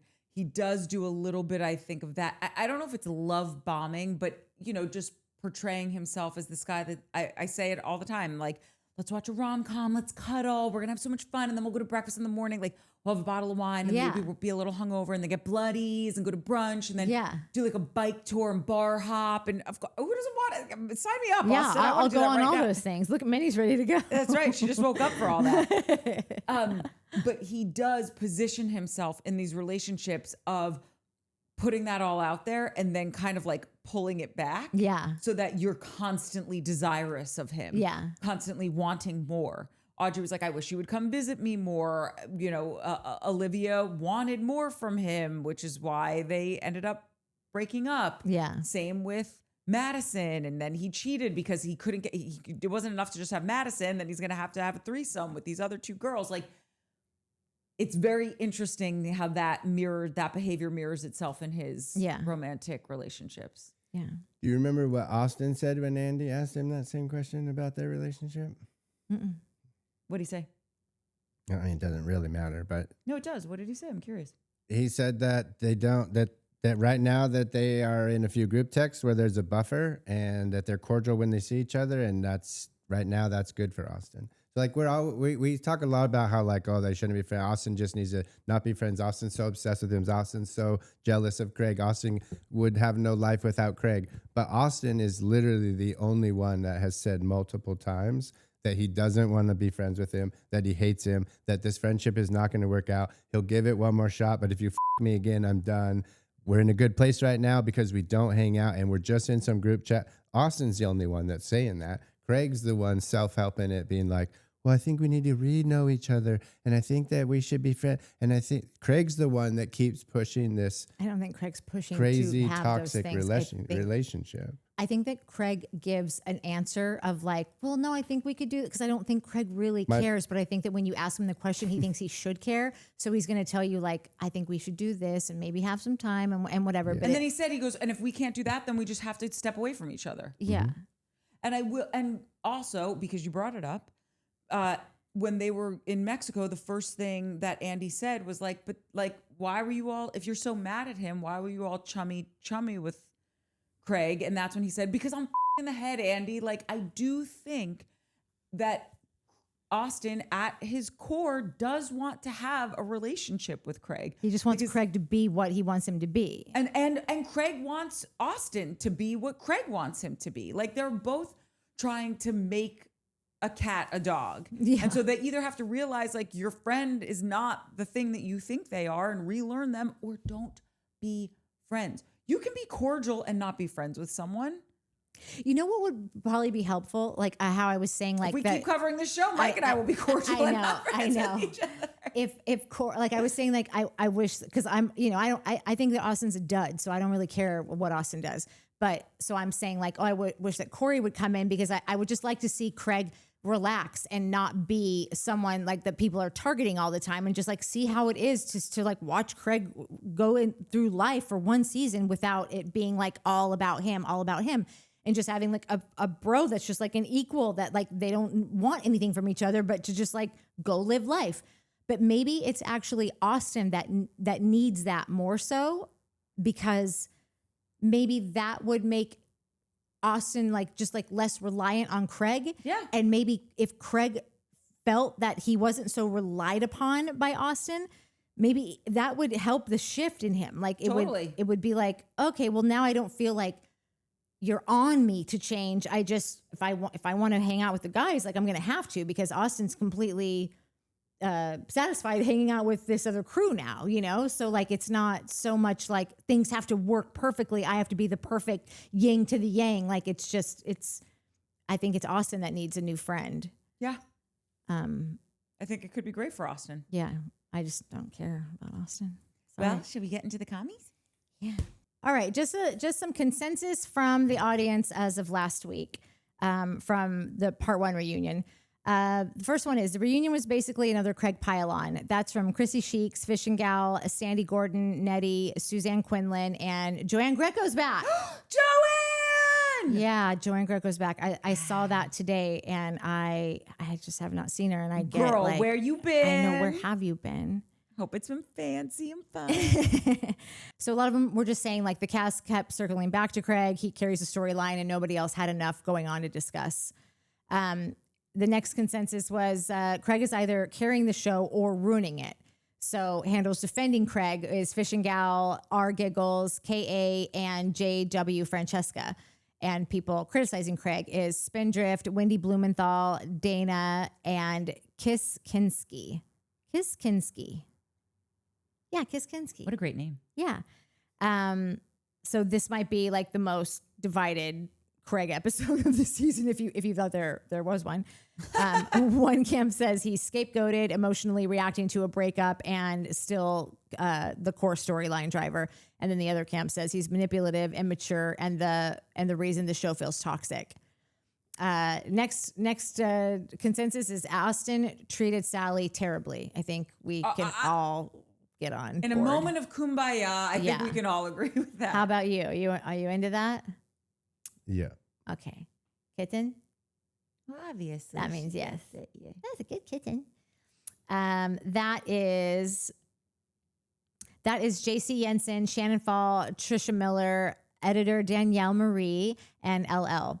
So they just thought Austen's behavior towards Salley at the reunion crossed the line. They said calling her a bar rat, embarrassment about their hookup, and refusing to claim her publicly. They just all basically say she deserves better. I couldn't agree more. She does. Yeah. Salley keeps chasing guys who don't want her. That's the next one. So that's from Jen O'Toole, Loretta, Carrie Peacock, and Debbie Roller. And they just think a strong theme is that Salley keeps pursuing Austen despite very clear signals that he's not interested. Some commenters describe the situation, as validation seeking, insecurity driven, or just plain frustrating to watch. Totally. It is painful to watch. I don't know if anyone remembers this because I don't. Did Salley end her engagement or did her fiance end the engagement? I thought that she did because he cheated, right? Or did he? I could totally be remembering that. So just Yeah. I'm so curious because Yeah. in the spirit of like she's chasing people that Yeah. maybe like aren't totally down Yeah. for her. I'm just curious what happened there. Yeah. Next one is Austen is jealous of Craig. That's Hillary Winslow and Rebecca Bell, Carrie Peacock, and Yvette Francis. So this theory showed up again. That a surprising number of viewers think Austen's tension with Craig is actually jealousy. Some commenters even suggested that he wants Craig's success, Craig's confidence, or Craig himself.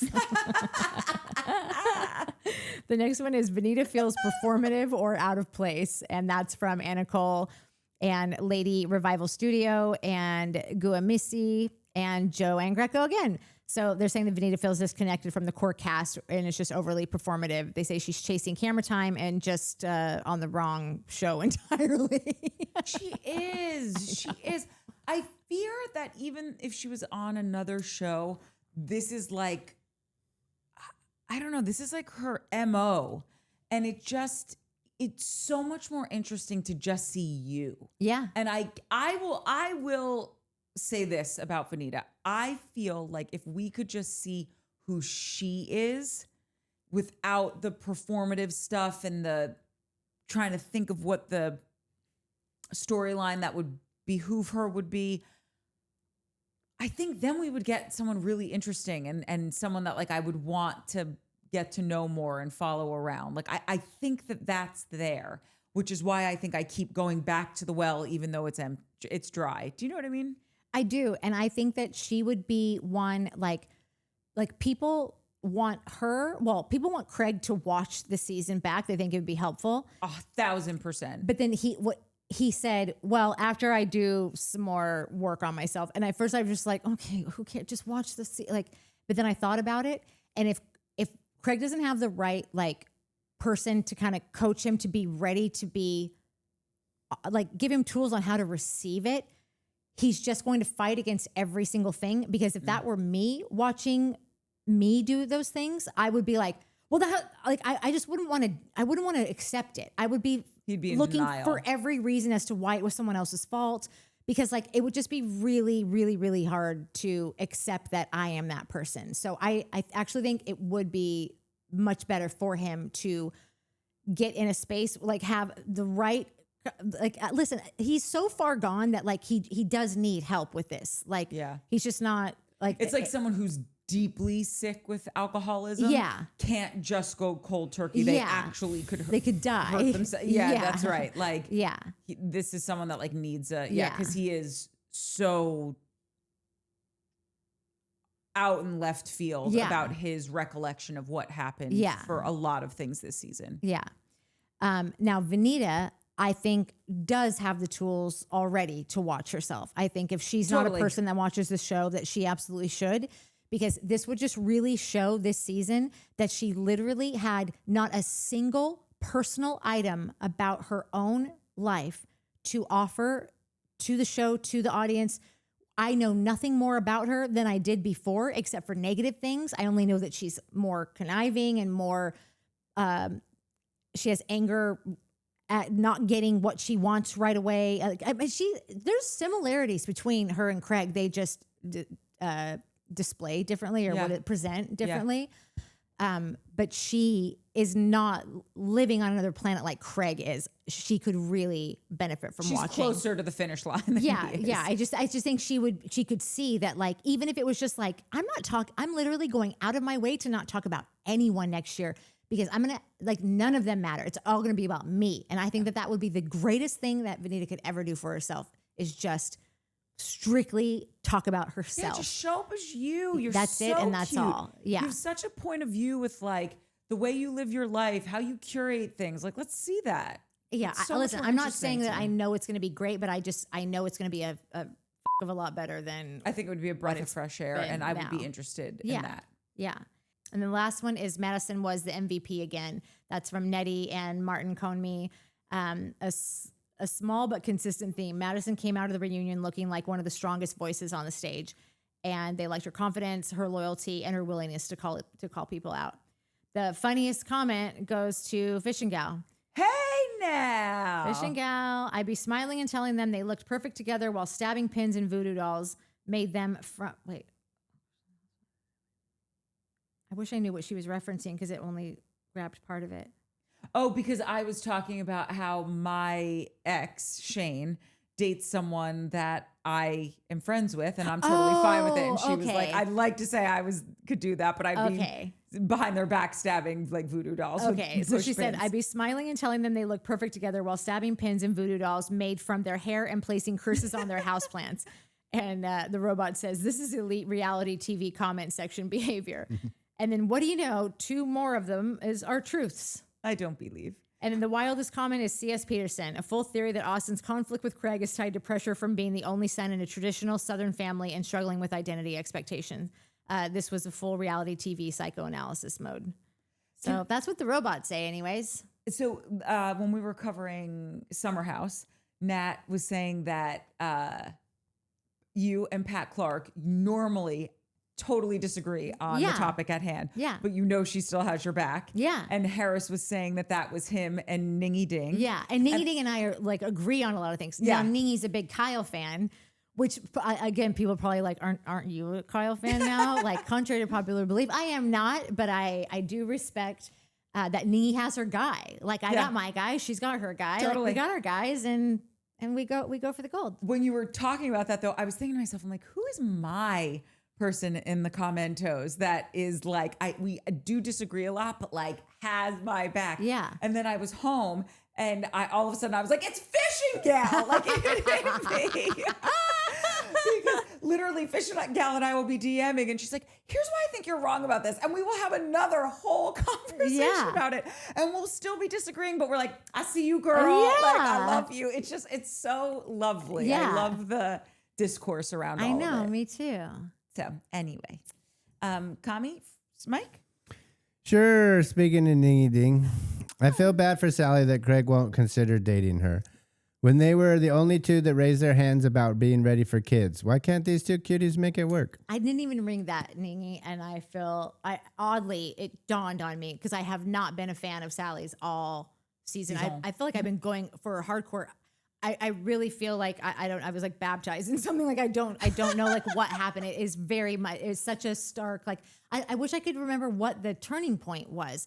I think it might have been just like how she showed up and did not let the season get totally like wasted. She showed up and stood up for herself, and like not stood up for herself, but like she made a choice to go for Charley and call her out and say, and whether anyone agreed that it was like a organic, authentic thing, it was a choice. And it was just like a hello. That's what I'm saying. Yeah. My acting teacher's like, you are here to make a choice. You have to make, that's what, yeah. Yeah. She did something. And I so appreciated someone being like, I'm not letting this finale go like this, and spending the last half of it just kind of like womp womp, woe is me, you know, and kind of chasing after this She came ding to play, dong. and I respect. Yeah. Out of a cast of people who 90% of them don't, like, And it was thank you in the for your realm service of her life. Yeah. Like she was being personal about it. It wasn't like her talking smack about someone else's relationship. Yeah. I.e.g. Venita. Yeah. Carry on, Mike. Marty Hans Whitner was a huge boner killer with his pretentious, closed-minded opinions of who is who. Made me feel like he was a fanboy watching the show and acted like he knew them all from the get-go, and he hadn't. I can't stand when people come into a reality show and act. It's fake, and it makes reality shows obnoxiously hard to watch because it's all fake drama. Don't call it reality with people that come in with that attitude. They know the game, bad vibes, bad taste, etc., just bad. Bad all around. Two things. One, we just asked about Salley and who broke up their engagement. Salley broke off the engagement 25 days before their wedding because that dude cheated. He was a neurosurgeon. Awesome. And I've asked, like, with Salley and Sierra, why they work in the medical field, why can't they find a nice doctor? Wait a minute. This is giving me, I'm having light bulb moments all over the place now about people's relationship habits. I wonder if that moment of him cheating on her 25 days before the wedding, you're lucky you're alive, bro, as far as I'm concerned. But like, because he didn't, in essence, pick her, I wonder if that was the inciting incident that has now turned her into a pick-me, because he chose to cheat on her. And even if he wasn't going to marry the girl he cheated on her with, he still chose to be with someone else other than her. Yeah. And so now she's like, I'll show you, like how Craig is trying to get into a relationship. Like, I'll show Paige. Yeah. I wonder if she's being like, I'll show you, this guy's going to fall in love with me. This guy's going to fall in love. I can get any guy I want. You think you're hot shit because you hooked up with one girl. I can hook up with anyone. Yeah. And I wonder if there's some. You know, I have to give her props for leaving the relationship, because she could have just turned her head and not told anyone. And totally. No, that good on you, Salley. Yeah. Don't ever take what you less than what you deserve. Yeah. In regard to Salley meeting doctors and such, Sally's in medical sales. She has lots of opportunities to meet MDs. She's gorgeous, but that behavior will be frowned upon in a professional world. She's narrowing her potential pool beyond the show. I never thought about that, but those people are a little prissy about that kind of bar rat behavior. Also, I don't think she's in medical sales. I think she's not. She's a tech. Yeah, she's a tech. Whatever. Gonna butcher this one. Ali Sunseehofer. Nailed it. Good luck with that one. Does anyone see production pushing the Madison role into a Miss Patricia role? Miss Pat looks to be mentoring her on how to deal with the boys. Respectfully, Madison was boring this season. Baby makes no storyline. I have loved Madison past seasons. Don't agree with that last part, but totally agree with the first part. I actually think she did a very good job at being a pregnant person on a reality TV show. That is a hard, heavy the head. She does, but in all of my notes, I will write something and then I never say it out loud, but I've written in all of them, great, I don't care.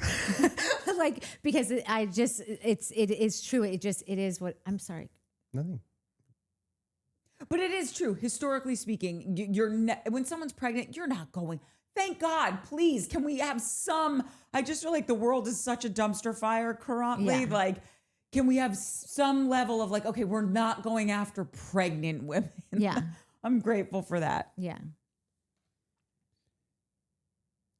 I'm sorry. All right, go on. Wendy Blumenthal. I think what this series needs is more and better men. They're going to need to slowly phase out the 3 dummies, Craig, Austen, and Shep. Maybe. I don't know. They definitely need better ones. Yeah, but they are the show. I think she had another comment in there somewhere about just like, I don't know, like spending all this time talking about the guys. And I just like, I want everyone to be reminded that the show is about these 3 guys. Like it is their show. He's got money. Yeah. He's in a magazine. The women come secondary. And it's not because women are secondary, but it's because this show is about Peter Pan men in Charleston. So like anybody else, whether it's women or children or a dog or whatever, like they're going to be the second supporting. They just are. Yeah. Unless you're a Madison and you just bulldoze your way in, like you just don't take no for an answer. That's right. So, be that and you'll be in like Flynn. But why can't we get new Peter Pans if we're bored of these? Because I don't think that a ton of the viewers are bored of them. I think that They're all bored of them except Craig. I would venture that most people that watch this show would not want those 3 to disappear and be replaced with 3 new people that they don't know. Joanne Greco. I hate it when Leva's on even her own show, Southern Hospitality. And if she was on more often, I'd stop watching that too. Well, Joanne, I hope you're checking in on our recaps because we're doing them.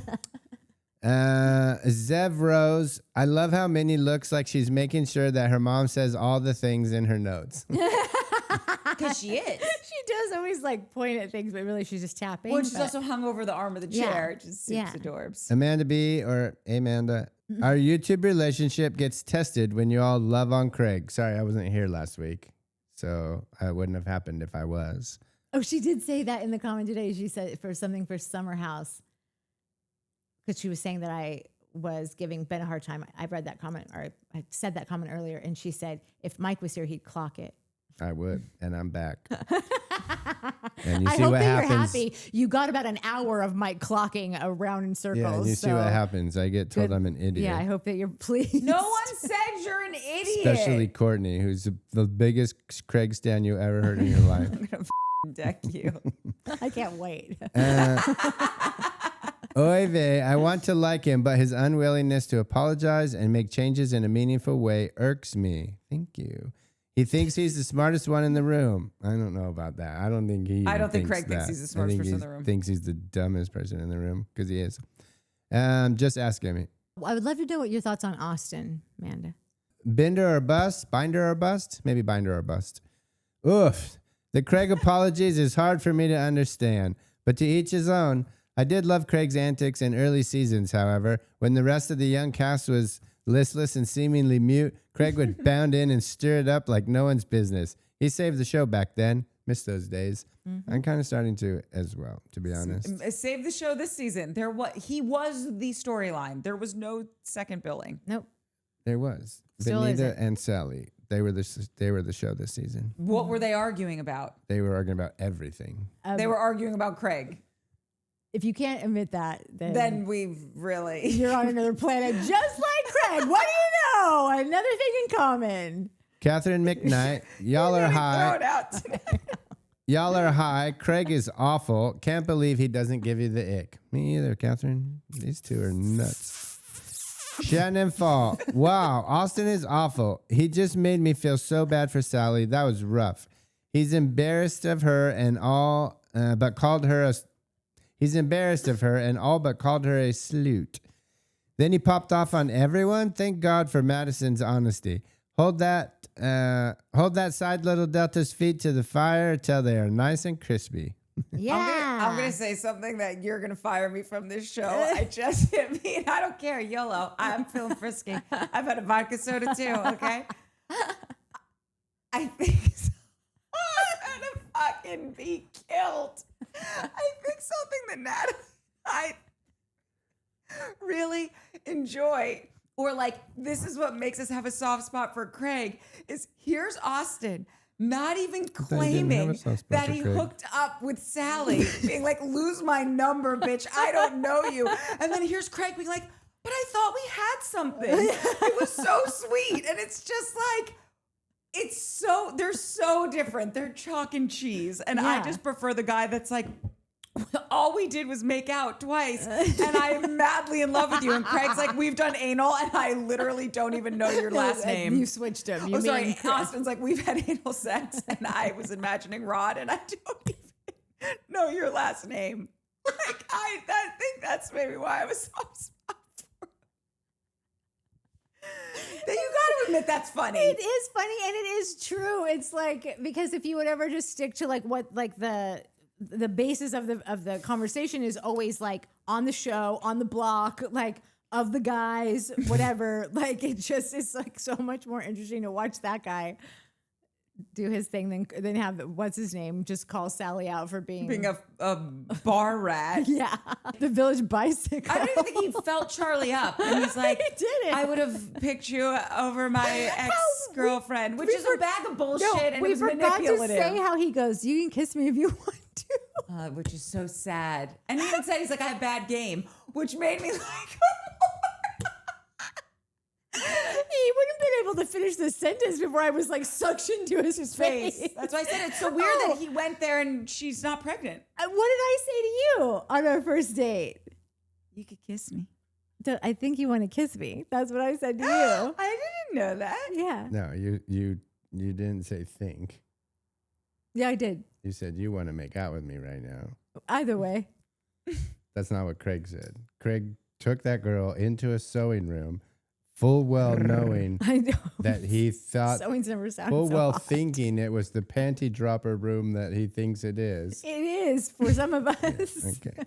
Hillary wins. You also are a sewer. But wait, what was the other thing that I thought was so funny? It was so funny when the guys are like, oh, because I'm sorry. When Andy says to him, you are the most chaste of all the guys. And he goes, well, I just don't hook up with people that I don't like. And he goes, I'd rather just go home and do myself.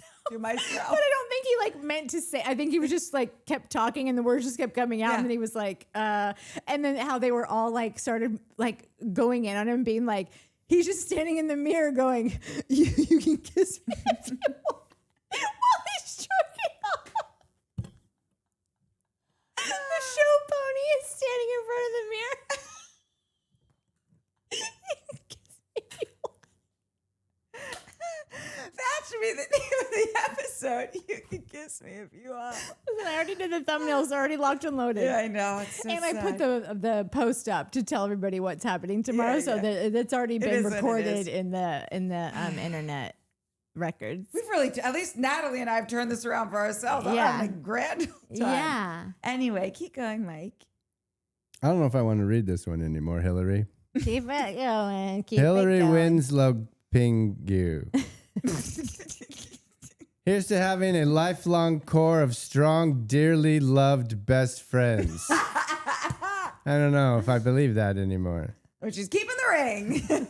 Whatever, she can have it. Craig's gonna need it.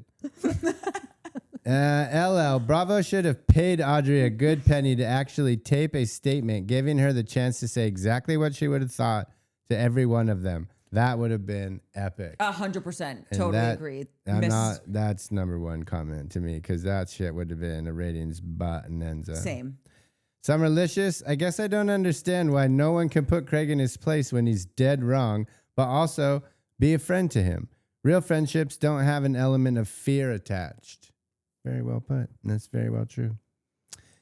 Christy Sheiks, I don't.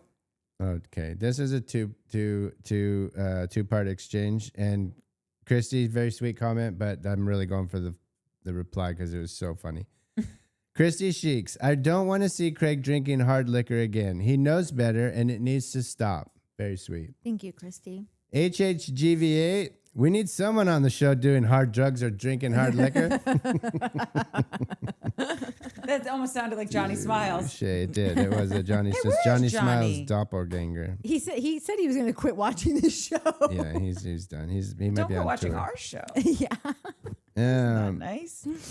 Joe Hines, Show needs a serious refresh. How many Westminsters, Whitner's friends and family are available for next season? Craig is nothing more than a marketing ploy at this point. Austen is Shep without the money, broken and uninteresting. Love the quirky and honest Molly, but the rest, especially Venita, are utterly superfluous. Always takes me a few times to get that one. And I think I'm getting close to agreeing with you on the refresh. I'm just getting too bored and frustrated with these idiots. What are you gonna do with Shep? I like Shep, actually. I think Shep's fun. Yeah. Yeah, you can also Way more interesting than the rest of these idiots. cover his travel show. Francesca Caparalta said they treat him, meaning Craig, like a punching bag all season. Poke him, embarrass him, start the dumbest fights just to secure their 5 minutes of camera time. And now Whitner, who's been on mute for 12 episodes straight, suddenly has a full podcast worth of opinions. Please. I'm so with you, girl. Debbie Roller said, Austen acts like he's 10. Yeah. So great. Last time I checked, that had 24 likes. So you're in good company, girl. And team. That's Little Red. Hey, Little Red. I forgot on After Show, Venita had a tracker on Salley to know when she was at Craig's. I think Venita has got a control issue. That is, yes, that when you have trackers on your friends, I don't know why that seems off. It's to very me. Sheena Shea. It is very Sheena Shea coded, and I have to say, I don't have no one has a tracker on me. Not my parents, nobody. No, I had one on Mike when he was driving from California to Oklahoma. Sure. Through Great. like some really weird stretch of land. Yeah. And then I think it expired, like or I turned it off. I don't know, but yeah, I haven't had it. Yeah, It's like, the I just only want time people- ever. Let's trust people. Let them be free. There is something though. Sometimes I think that it would be good because like what if I just disappear out of nowhere? Like it might be helpful. Sure, but I think people still disappear. Yeah. And the phone could be left behind. Yeah. I'll call Craig.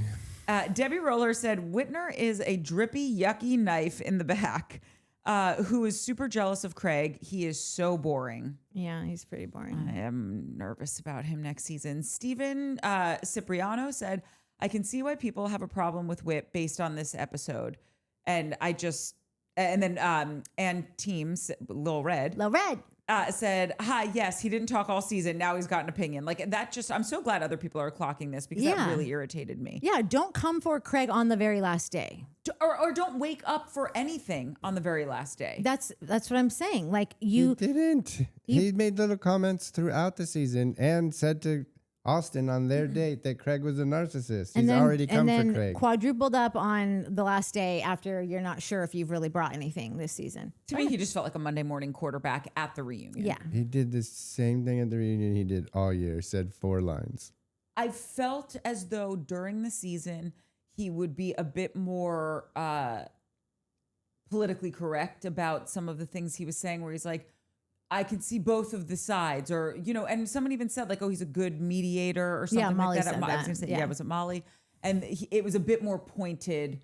This, even with it would take Craig out of it. Like I wasn't really a fan of, like I said, when he was You talking just about like the snooze. DMs, like it just, there was something Yeah. off for me with There him. was some smart things that he had to say that you're like, oh, he is a receptive person. Yeah. But they were all could fit in one hand, and there's a whole 17 episodes, and it wasn't enough for me. C.S. Peterson said, Nat convinced me of Austen the first time she mentioned it. And this is about Austen's sexuality. about And I butt had stuff. never thought of it before. But after it was mentioned so much, more evidence came up that convinced me even more. He just doesn't know himself and needs to take the time to really dive into self-exploration and not be so concerned about everyone else's opinions or what everyone else is doing, I would like to add. I think Austen is scared to be the only son of a Southern, and then you got into the rest. You said the rest of that comment. Or no, did you? Someone said it.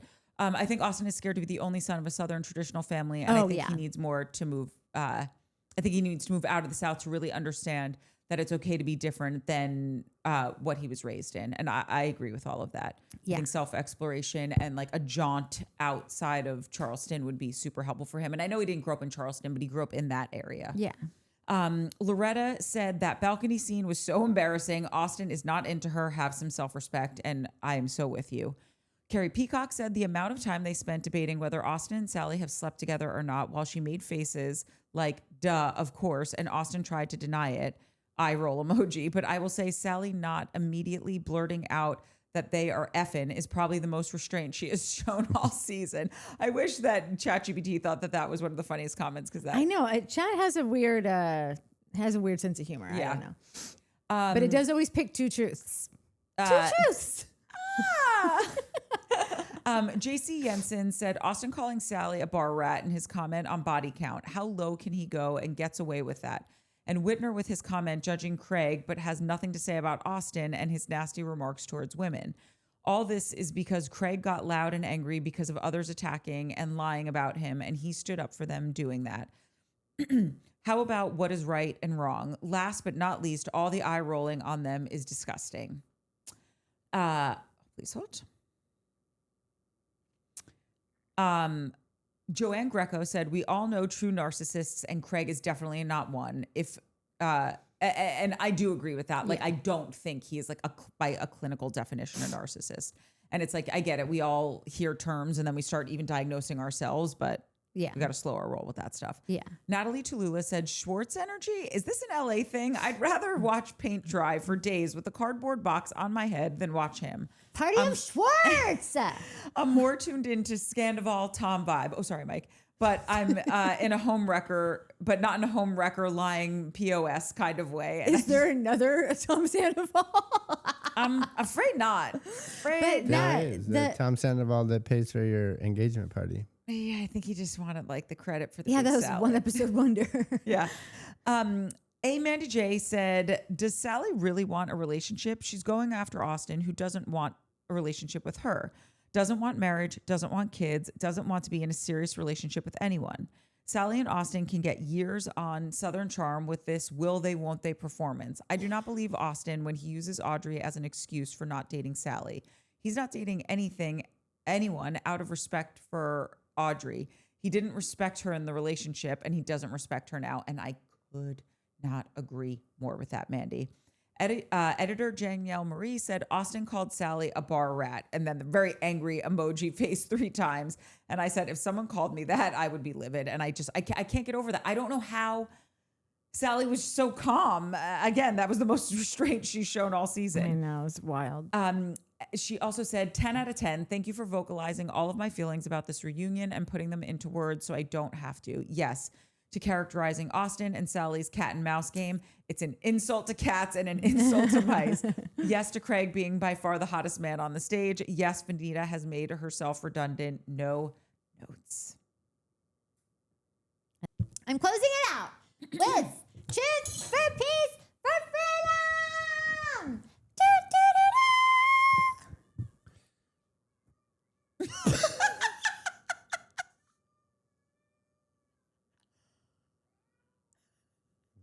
That's good trumpet, Fifth. You did a good job. I don't know If if the the mics camera- picked any of that up, but that was crazy. If the mics didn't pick that up, Nat did her thing, and out of nowhere, because Foof has the smallest, most quiet meow, Yeah. was just. Then you thought it would stop. He came over and kept screaming. Yeah, that was the longest horn I'd ever heard. Okay. Anyhow, who's horning? I mean, I'm always horning, but. Woo!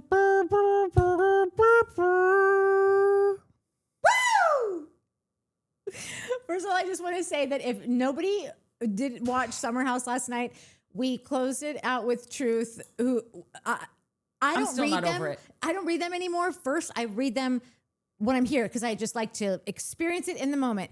I did not see that coming. It was the story of a lifetime, and you should go and if you don't watch Summer House, at least go and watch the very end of it and hear Truth's story because If you don't it even was, watch our show, yeah, it was just a go back and barn watch that. burner. So I can't imagine she's going to top it, but here we go. Wait, you know in the Notebook when he's like, I'm not over it, and someone's like, I'm still not over it, or I'm never over it. That's how I feel about that Yeah. story. It's Yeah. my Notebook. I never thought I had such an innocent, sweet mind until tonight when I finished watching your show. When I said I wanted to see Whitner's volcano explode, it never even crossed my mind that some people would take that to mean his penis. I was describing his mind like a hothead, you dirty birdies. But now that I'm reading my words, how could I not have considered that? Sorry, Judy. Lately, I've been thinking a lot about Whitner's hair. The Lord blessed him with an extremely thick mop. Sorry, we need to make merch that says "Sorry, Judy." Oh, I would love that. We need to. What are you doing? Stop it. We're in an R&D meeting. Pat Clark, are you still with us? Yeah. Yeah, Pat's here for the live. Lately, I've been thinking a lot about Whitner's hair. The Lord blessed him with an extremely thick mop. I'm going to recommend the George Clooney Caesar haircut for him. I think that could be... I think that could be really attractive. Remember when CT from the challenge, had this haircut? Very hot. Oh, and Whitner, please take Ben from Summer House with you to see the barber. Thanks. The journey I took with Whitner has been a strange one. When I was first introduced to him, I thought he was perfection. But when we went to Itchy Grass Farm, my mind started going into weird places regarding him. And that's probably a me problem because my psyche doesn't work great when I watch horror movies, especially the classics such as Psycho or The Shining. So I have chosen to give up watching this genre of movies. The plot starts to bleed into my thoughts. For now, I will only be watching reality TV and comedy movies. So anyway, back to Whitner. I'm back on board with him after watching a really excellent interview he did. I'm excited to see him return next season, and I want to see more dimensions of his personality. You can completely understand how one Bravo celebrity can hook up or be in a relationship with another Bravo celebrity. Even 2. Let's make it 3. But once you're at 5 or more, it just isn't organically authentic anymore. Salley has had a rendezvous with Shep, Austen, Gaston, Joe Bradley, O'Sheen, West Wilson, and an attempt at Craig. West? 7. Yeah. Her and West hooked up? Yeah. Wow. Listen, do you hook up with whoever you want? It's just like watering down my ability to believe that you really want like some true romance in your life because you're just wanting to like taste all the flavors in the ice cream shop, which go for it, girl. Yeah. 7, I'm not slut shaming her. I'm fame whore shaming her. All the guys on the cast except Craig and Lil Wit have outrageous body counts. I like how you guys called Shep an unserious person. Salley is also an unserious person. Listen, to take a thread from Jen O'Toole, maybe you're unserious until you are serious. Okay, that wasn't very Jen O'Toole of Jen, me. help her out. But like maybe she needs someone to make a serious woman out of her. Like, you know, some people say you need someone to make an honest woman out of you. Maybe she needs someone to make a serious person. Yeah. Anyway.